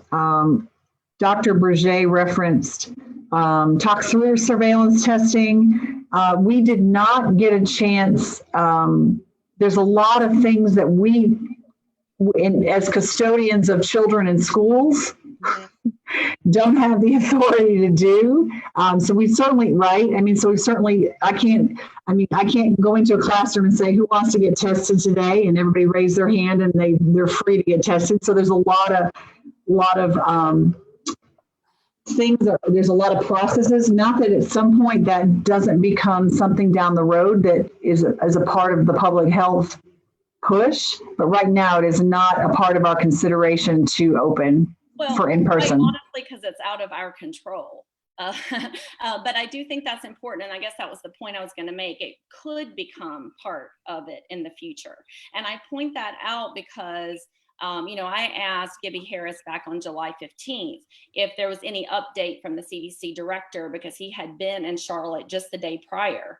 And I asked her the question, did we have any update on testing? Is better testing, sort of a federal push for organized and funded, expansive testing? And she, the CDC director, she indicated didn't have any information about that. But should we have a shift that moves in that direction, and we have testing that maybe doesn't last, 5 days to get the result back? I just read an article yesterday. Apparently Senegal has managed to get their testing results back within 24 hours. And so I phrase that not as a question to you, because I'm recognizing that that's out of our control. But I do think it's important for the public to understand kind of the global picture of this, that if and when we do have better testing, that could speed up and or change that metric in the sense of what we're able to do to identify, to maybe not quarantine folks for 14 days, because if the test comes back in a more timely manner, that could change things. So I guess that's just a hope for that. And if you meet on Thursday and you happen to want to ask that question, if there is any update that she's getting from the CDC or wherever that information comes from, I think it's a great question for us all to remember how this plays into what we are able to do, and how quickly and more effectively and safely, even when we're back in schools, how that can change back and forth. So just a comment there. Thank you. And I would just add to let you know, the guidelines for testing is still to test symptomatic or close contacts of someone who's tested positive. And to your point, if testing availability increased and there was the opportunity to test wide scale throughout the community, I think that would be something potentially to think about. But the other thing to keep in mind with testing is it's only a point in time. So we still, even with really great testing, we still need to re-emphasize that everybody needs to wear a mask and everybody does still need to social distance and stay home when they're sick. Gibby constantly says we won't be able to test our way out of this. It is a great strategy and it definitely helps us eliminate some of the spread, but we have a lot of other strategies in our toolkit that we just have to really reinforce, especially when we bring kids back into the schools. Oh yeah, absolutely. In no way am I suggesting that we give up on all of those other, the 3 W's, if you will. Those are of utmost importance. So thank you.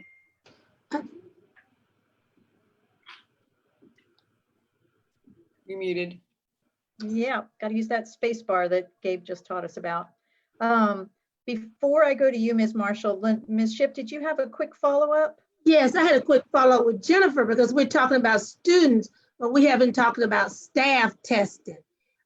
Many teachers that I've talked to and even administrators said it would have been helpful if teachers could have been tested even before they started going back on August 6th. So we talk about the students, which is important, but I think about like the age of some of our younger teachers who have a lot going on. And we've looked at that in the college age group. They were tested before they went back and they're tested often. So, and I know this is a money issue, but that is important because I have a daughter in medical school and she talked a lot about, you're right, when you test one time, it's just that test. You don't know if a week later you could be now a carrier or you could have it. So you have to test often. And I think it's important that we look at that. You know, teachers are concerned about their health and their safety. I think testing would help calm some of that, knowing how you coming in the building.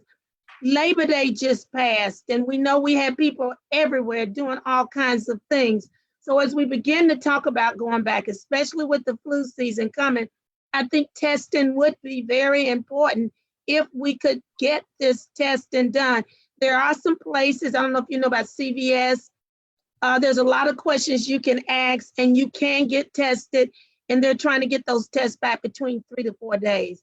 So there are places where people can get tested. And I don't know if we're saying we will require it or recommend it or ask staff to do this, but I think that might be a great way to make people feel safe and do it often. And is there any thoughts about that?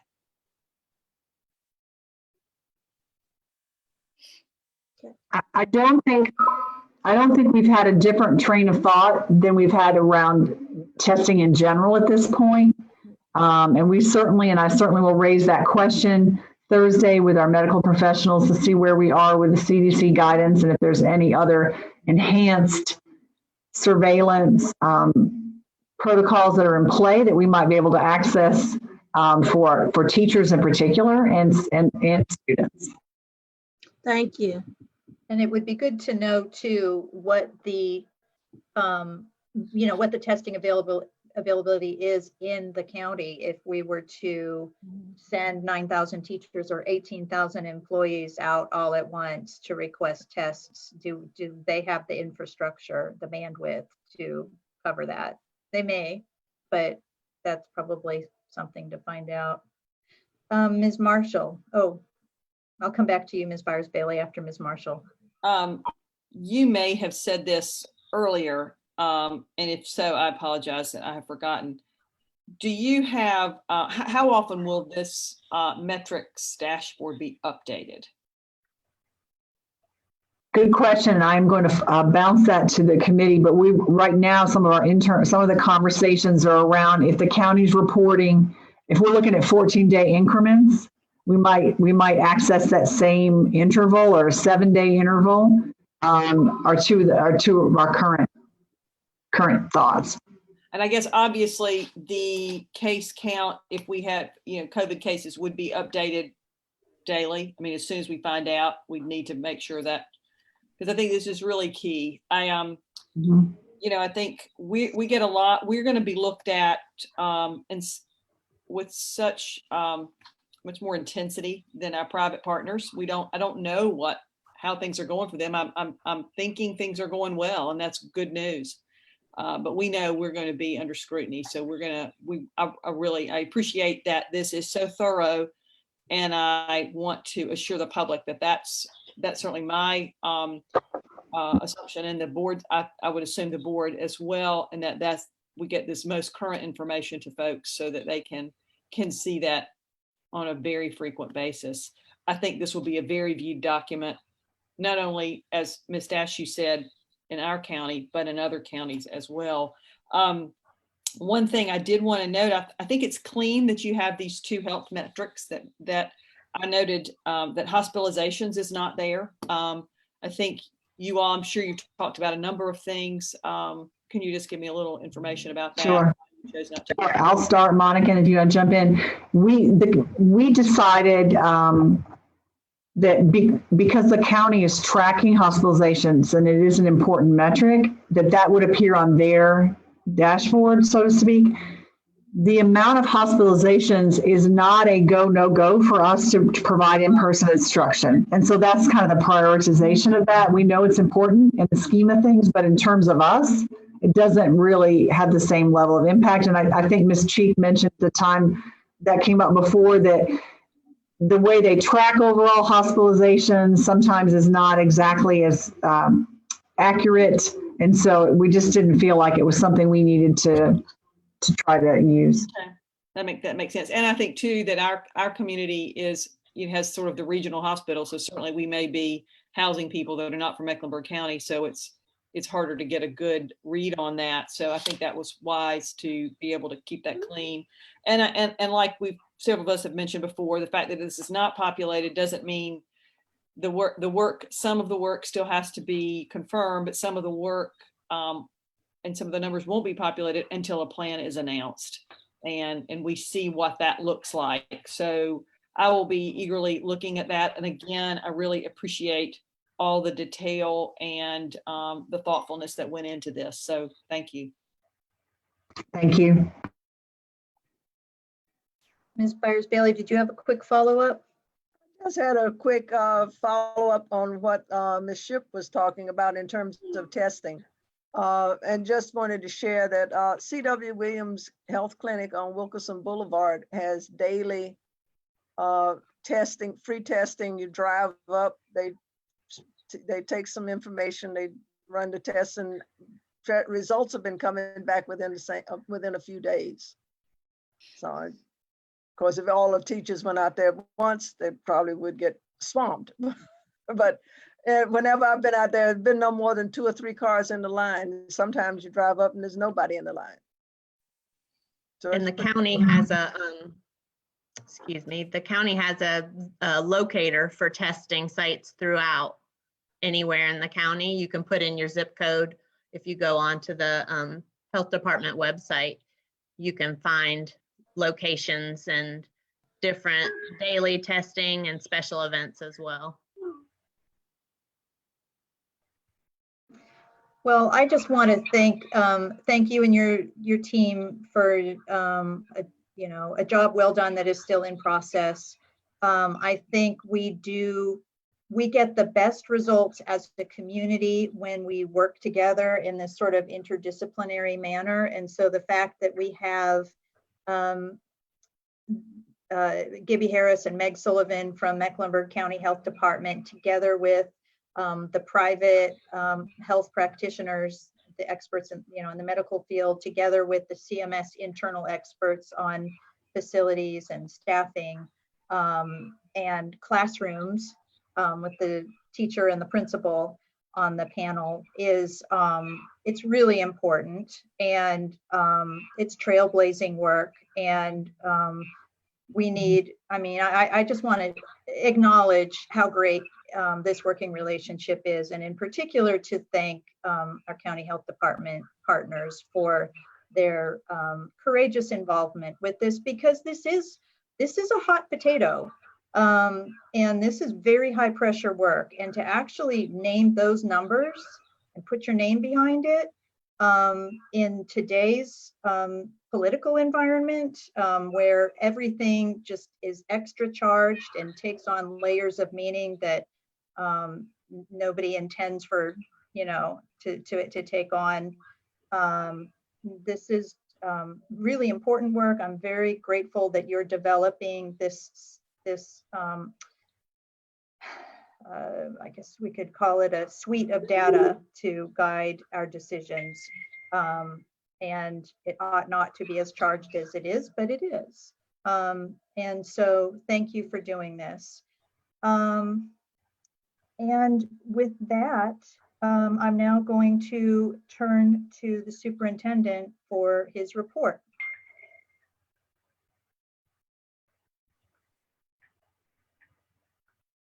Thank you, Madam Chair. I just had to unmute myself, and I apologize for the echo that I know that I heard. Not sure if you all heard that as well. Okay, I could be hearing things. It's late.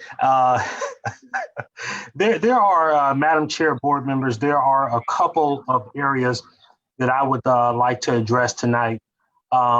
First are some concerns of our CMS families have shared with us related to the amount of time our elementary students are spending online as we started this year in an all remote environment.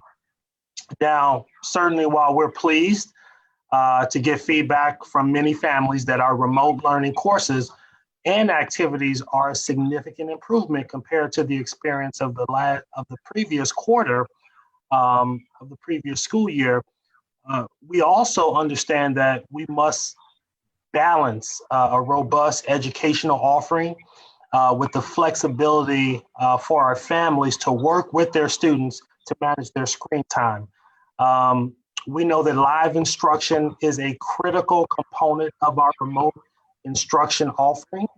But even with the live portion of the teaching and learning day, families have the flexibility to be able to manage screen time.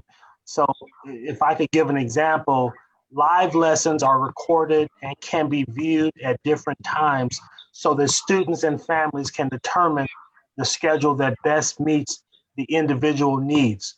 And we know that there's some variability that exists from class to class and teacher to teacher. So we're working at the school level to make sure that our online instruction is consistent with the district recommendations. Our efforts to help our families manage what we know is a very still new virtual learning environment continues. And so our schools will be sharing more information with our families in the coming weeks regarding our efforts to work together to provide that flexibility while also maintaining the high academic standards. So I wanted to just lift that up. And then on a very different note, on a different subject, we have some very good news to share about our school nutrition program.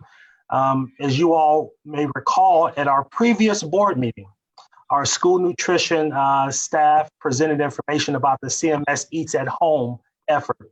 And since that time, the U.S. Department of Agriculture announced it will extend the summer nutrition waiver that enabled CMS and other districts throughout the country to provide free meals for all students during the summer break.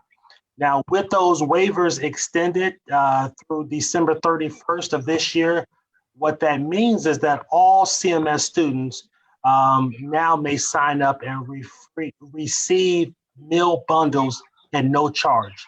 So those meals are free and there's no charge, but students currently must still sign up to receive those meal bundles.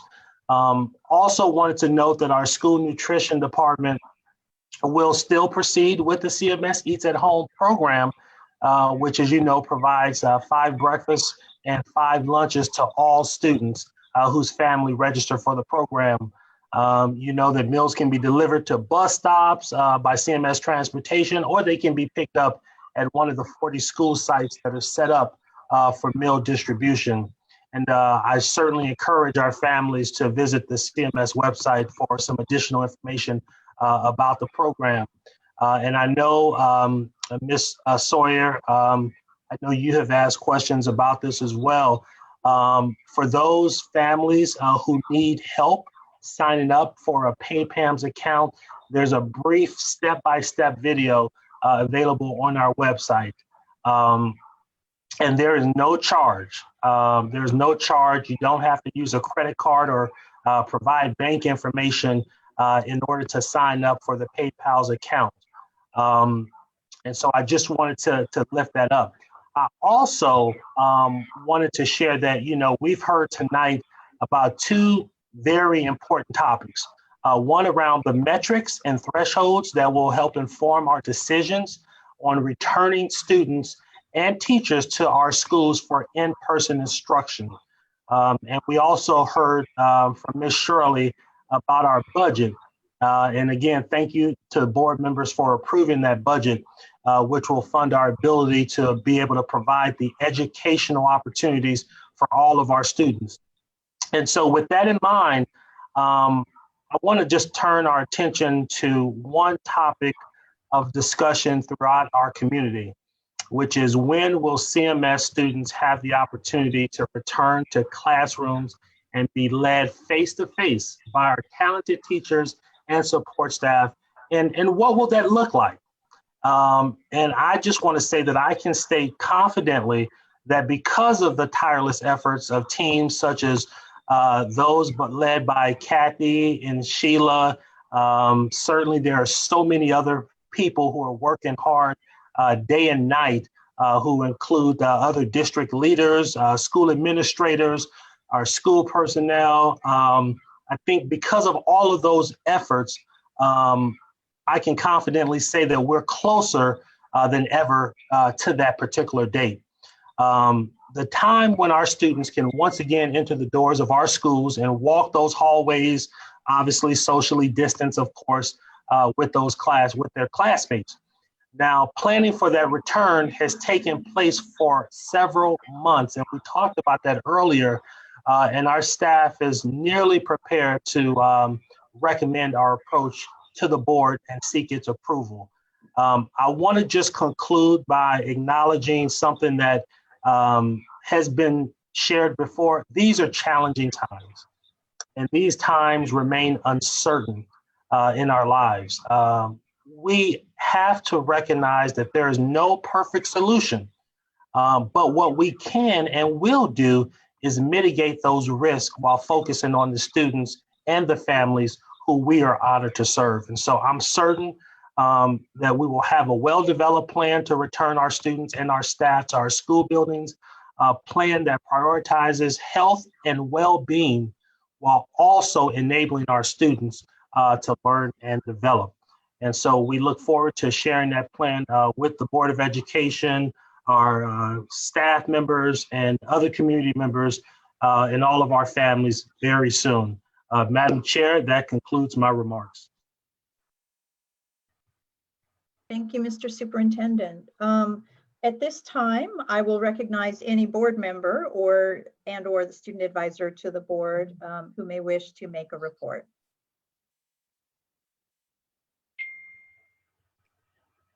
Who wants to go first? Ms. Sawyer and then Ms. Byers-Bailey. Thank you. I, like my colleagues, get lots of emails from constituents and members of the community. And there's been a pattern of emails based on misinformation or misunderstandings. And I just want to clear some of that up. I've received a lot of emails suggesting that the board voted not to approve a plan or not to discuss plans for reopening. And just to be clear, the board did not vote on reopening plans or a decision about reopening plans. As you learned this evening, there's a process by which we're approaching this monumental task of assessing readiness for reopening. And tonight you heard the metrics, and at a future plan we'll be discussing a recommendation for a kind of a process for reopening. So it troubles me when I get emails angry at me for voting on something that I didn't vote on. The other concern I had was that there was a sort of rampant rumor that somehow we had decided that we're going to reopen on September 14th. And I think that rumor fell out of information that was draft that got released to the public, and it's public information once a board member sees it. But it was presented to the media and to the public as a plan that didn't have the proper context wrapped around it. And I think rather than informing the public, it simply created confusion and distress. And I hope as we continue, we can keep our communications clear and factual so that we present a path forward in the community that people can embrace and not cause confusion and dissension. So that's, I read the emails, I try to respond to all of them. I'm not caught up with all of them, but I do want people to know that I take seriously the content and the authenticity. So that is all. One other thing I meant to say was that as we talk about reopening, I think it's really important to remember that Plan B, whatever form it takes, does not mean students will be that your student will be in class every day, 5 days a week on forever. Plan B is a hybrid. And that means that students will have significant remote learning and some in-person learning. And while they're in the buildings, they will be required to maintain social distance and wear masks. So I would implore parents to have their students practice wearing masks, not for the 15 minutes that you run into a store, but for extended periods, for hours at a time, because that is what will be required when students return to the school building. You know, there will be some brief mask breaks throughout the day and certainly at lunch, but mask wearing will need to be continuous to keep our fellow students and staff safe. So please practice with your children now so that when we do return to in-person learning, they're comfortable and ready to comply. Thank you.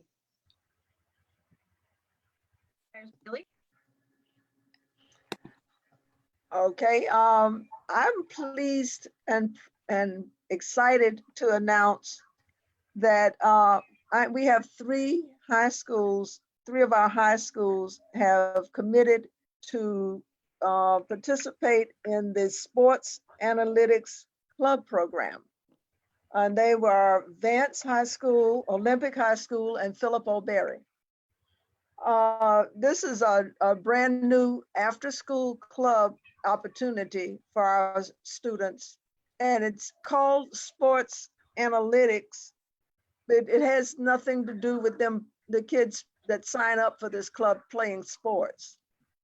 It's an opportunity for the students to use sports. They can use the professional football, professional basketball, baseball, any other sport that they choose.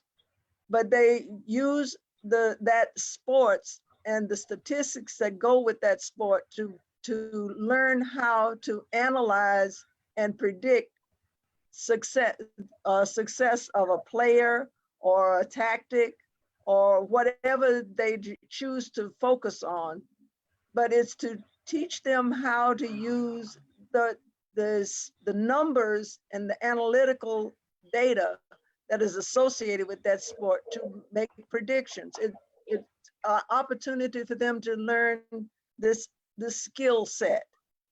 And it uses sports because the kids are just naturally interested in sports. It teaches them more about the statistical numbers. You know, batters talk about their batting average and all of those kinds of things. But almost every sport has some statistical numbers that they use to predict their ability to win or the ability of a particular player within that sport.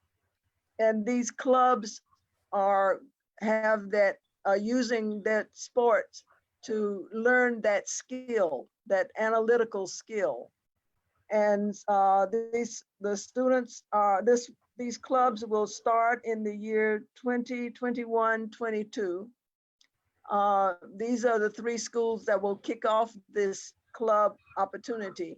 And then as they progress, other schools can sign up in successive years.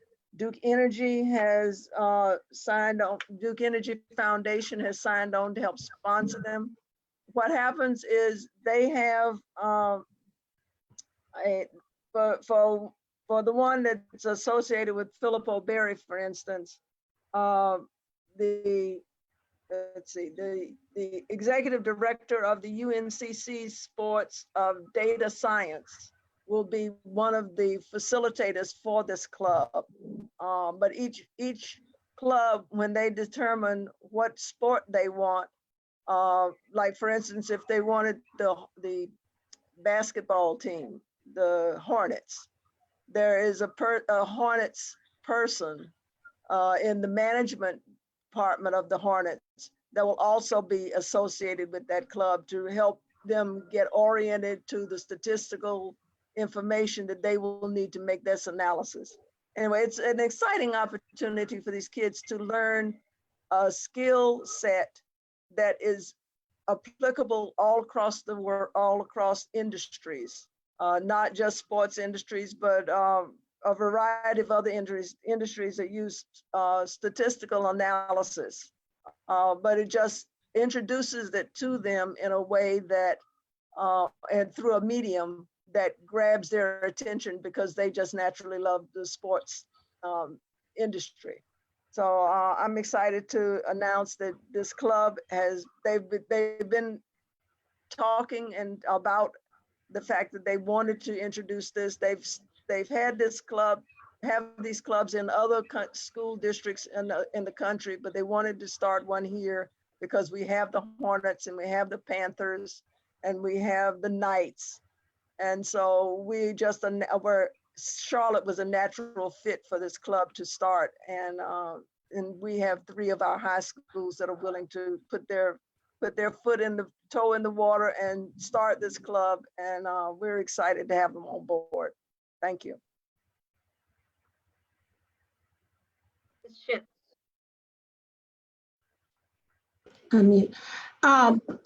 I know that there's so many great things that are happening in our schools and have happened in our schools, even as we began the pandemic situation back in March.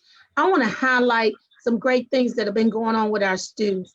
I want to share this that was sent to me.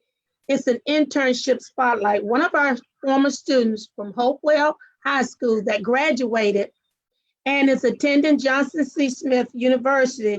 She was published for her work. It said the pandemic did not stop Alexis Gabriel from gaining experience needed to fulfill her dreams of a job on Capitol Hill. She is now a sophomore who majors in business administration with a concentration in marketing. Spent the summer as a congressional intern in the House of Representatives, dividing her time between Representative Alma Adams, District 12, and Representative Mark Walker, 06, North Carolina 06. She is still at Johnson C. Smith, an honor student, doing a great job. That's why everything we do is important. We value our staffs, our students, our teachers, because they make these opportunities happen every day. Our administrators, our cafeteria workers, our bus drivers. It takes an entire team to make it happen. And I know everybody is working hard, but it's so important that as we look at whether we're in Plan C or moving to Plan B, we meet the needs of every child in our district, and we give them these opportunities to shine, to grow, to develop, and to make their dreams a reality. So that's why it's so important that this work we do, making these decisions, and I know everybody's not happy with everything. And as Carol Sawyer mentioned, we have all kind of emails telling us one end of the spectrum to the other end of the spectrum. But I want to thank everybody for the work that they do. Teachers, we know we cannot do it without you. We know we cannot do it without the administrators. So we need all of us to get on board, to own this work. We want to hear your voices at the table as we move, and I know we will, into in-person learning with remote learning still going. And what does it take to make that happen? Because closing the gap and making sure everyone is learning, whatever it takes. We used to talk so much about that, and many of you know the work of the DeFores when we talked about whatever it takes. And I know we're going to do it. We've done it in CMS time and time again, and this is challenging times. But I want to say thank you, because I think the staff, many times you think we don't know the hard work that you do. I've been there. I do know what's going on many times behind the scenes as well. So thank you. And I want to highlight over and over, we need to highlight the great work that our students are doing, and many of them that have gone on and continue to go on to make their dreams happen. And it needs to be happening every day. Thank you. Speaking of, I will now turn to Mr. Schul. Thank you, Madam Chair. So we heard from two students in our public hearing today, and I think it's only right that I bring back some of the important things that they noted and some of the important things they said, because I think what they said is reflective of a wider sentiment in students across CMS. And first, I'll know that there's definitely a ton of energy, I know, coming from administrators and educators and everyone in CMS to doing things the right way, to engaging and educating students. But I think in the position that we are with remote learning, there's going to be an understandable lack of perspective when it comes to the relationship between students and teachers. A lot of times we might have teachers forgetting the position students are in, and vice versa.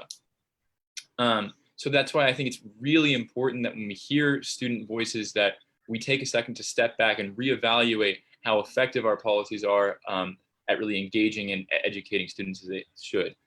Specifically with, we can't have a blurred line between asynchronous learning and homework, because that really does pile up and causes an unnecessary amount of stress and an unnecessary amount of screen time.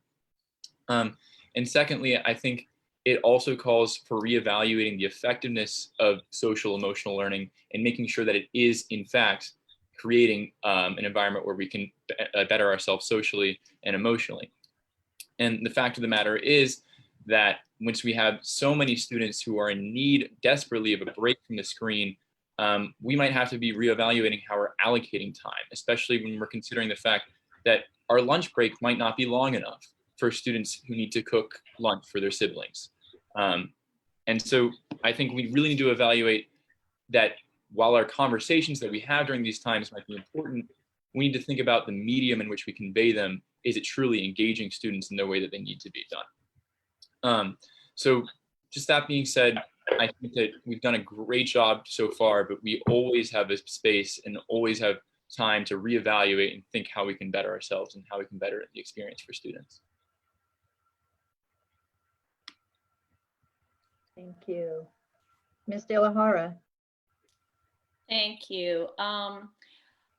Just a couple things. I really appreciate that Mr. Superintendent lifted up the CMS Eats at Home program. I was going to mention it tonight myself as an actual parent who is utilizing the program.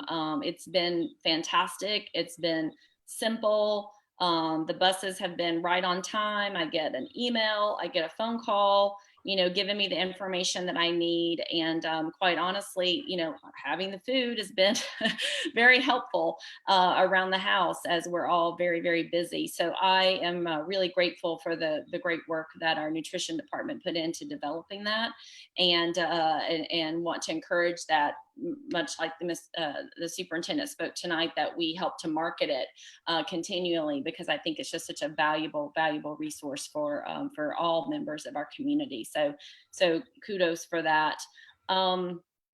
I do look forward to next week's discussion. I think we had a great discussion tonight of looking at kind of the framework for the way that the metrics are going to be set up. I feel like maybe there's some parents who, and I'm basing this off of you know, emails that I've received, who are maybe questioning, well, why isn't the metrics up there about how we're evaluating mental health, you know, in this moment? And I guess just, you know, from my perspective, I wanted to make a comment on that, which is that I believe mental health is very important to everyone. And I get a lot of emails kind of accusing, you know, the board in general of not being concerned by that. And I think that we don't talk about it necessarily as we talk about the return to schools. I mean, we're open, but the return to the school building, because everyone, from my perspective, or maybe I should just speak for myself, understands that mental health is very important and no one is negating that. And so the way that plays out is if, you know, you forward an article that, you know, someone said mental health, you know, so-and-so says, or a doctor says that it's very important for kids to be back in school, I would agree with that. I mean, there's no one that I know of who's actively trying not to have kids return to the actual school buildings because of not thinking through mental health. So I guess I just wanted to make a statement that if we're not actively talking about it, it's because I believe that everyone agrees that mental health is an important factor. It's just that we're always balancing with all of the other factors that we, you know, have discussed, that were brought up tonight, and the obstacles that we face. And so I just wanted to take a moment to kind of acknowledge that and understand, help the public understand that, you know, I do read your emails. I understand that these are concerns. I'm not arguing that that's not a valid concern, that we should all be concerned about. It's just that there are these other safety factors and staffing factors and things that have come into play that maybe not everyone quite realizes, but we're going to, you know, continue to get that message out there of kind of the comprehensive picture of what we've been up against. And then lastly, I just wanted to take a moment to thank Chairwoman Dashew for her comments starting off the evening, highlighting National Hispanic Heritage Month, and her call for all students and employees to embrace this special time of year.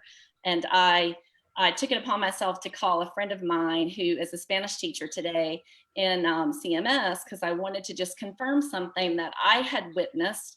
I was a former English language learner, teacher, and also taught Spanish for a bit. And I witnessed when I was teaching that sometimes within a school, teachers and staff can steer the celebration of National Hispanic Heritage Month to the Spanish teacher, sort of assuming that he or she is covering it, if you will.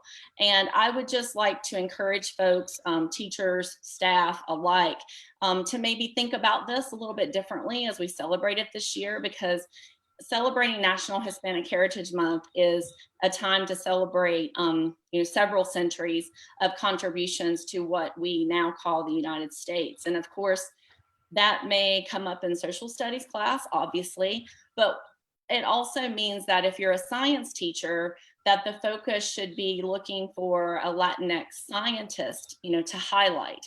Or if you're an ELA teacher, looking for texts that are written by Latin American authors, Latino American authors, to add to the richness and diversity of what you can present in the classroom. And, you know, and let's not forget that so many of our Latino American students don't speak Spanish. So solely focusing the context of the month on, you know, what the Spanish teacher might do doesn't necessarily represent the true meaning of it. And so I just share that information based on my experience as a teacher and having confirmed it with another teacher today, that she thought that was a great message to just kind of, share as a suggestion to the district to really embrace it, and thinking about different ways that we can all celebrate this month-long celebration. Thank you. Anybody else? I've got Dr. Jones, Ms. Marshall, Ms. Cheek.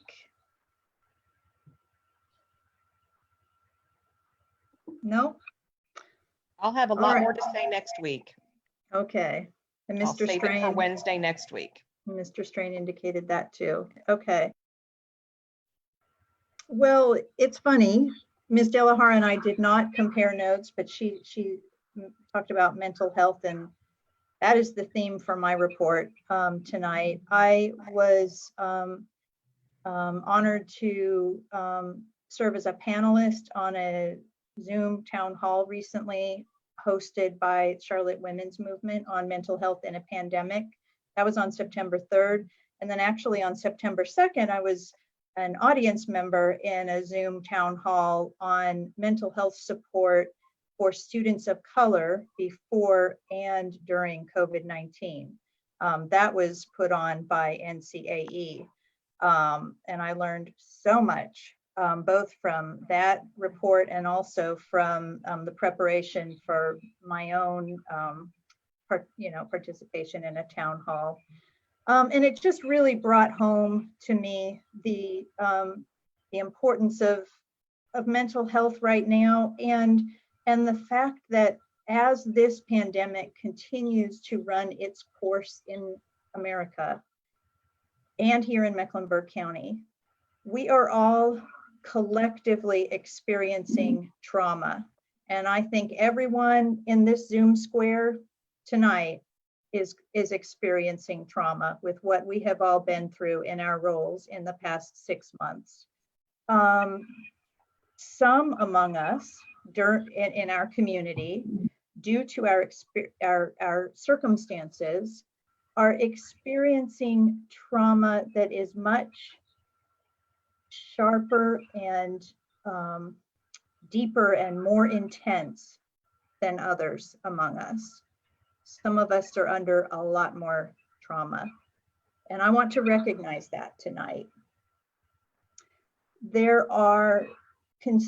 We have children that we serve whose parents have lost jobs, or who may be experiencing the trauma of working in unsafe conditions.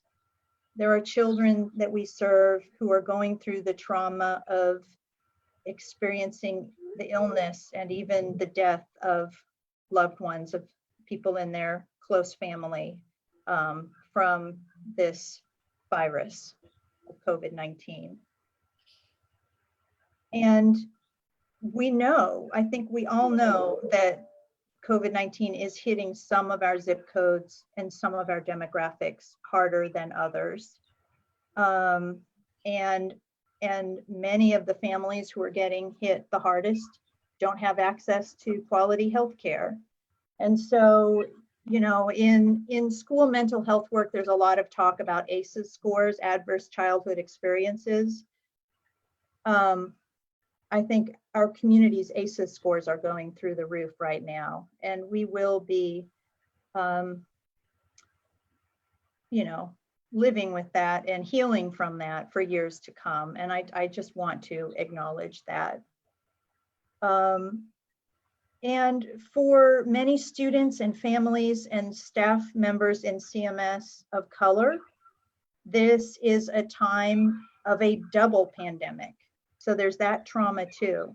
It's not just the COVID-19 pandemic, but it's the pandemic of racism and the new wounds that are sort of coming up in the news with the call for racial reconciliation right now.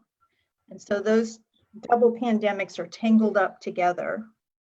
And that's another way in which this trauma is more intense for some of us than others while it affects us all and while we are all collectively feeling it.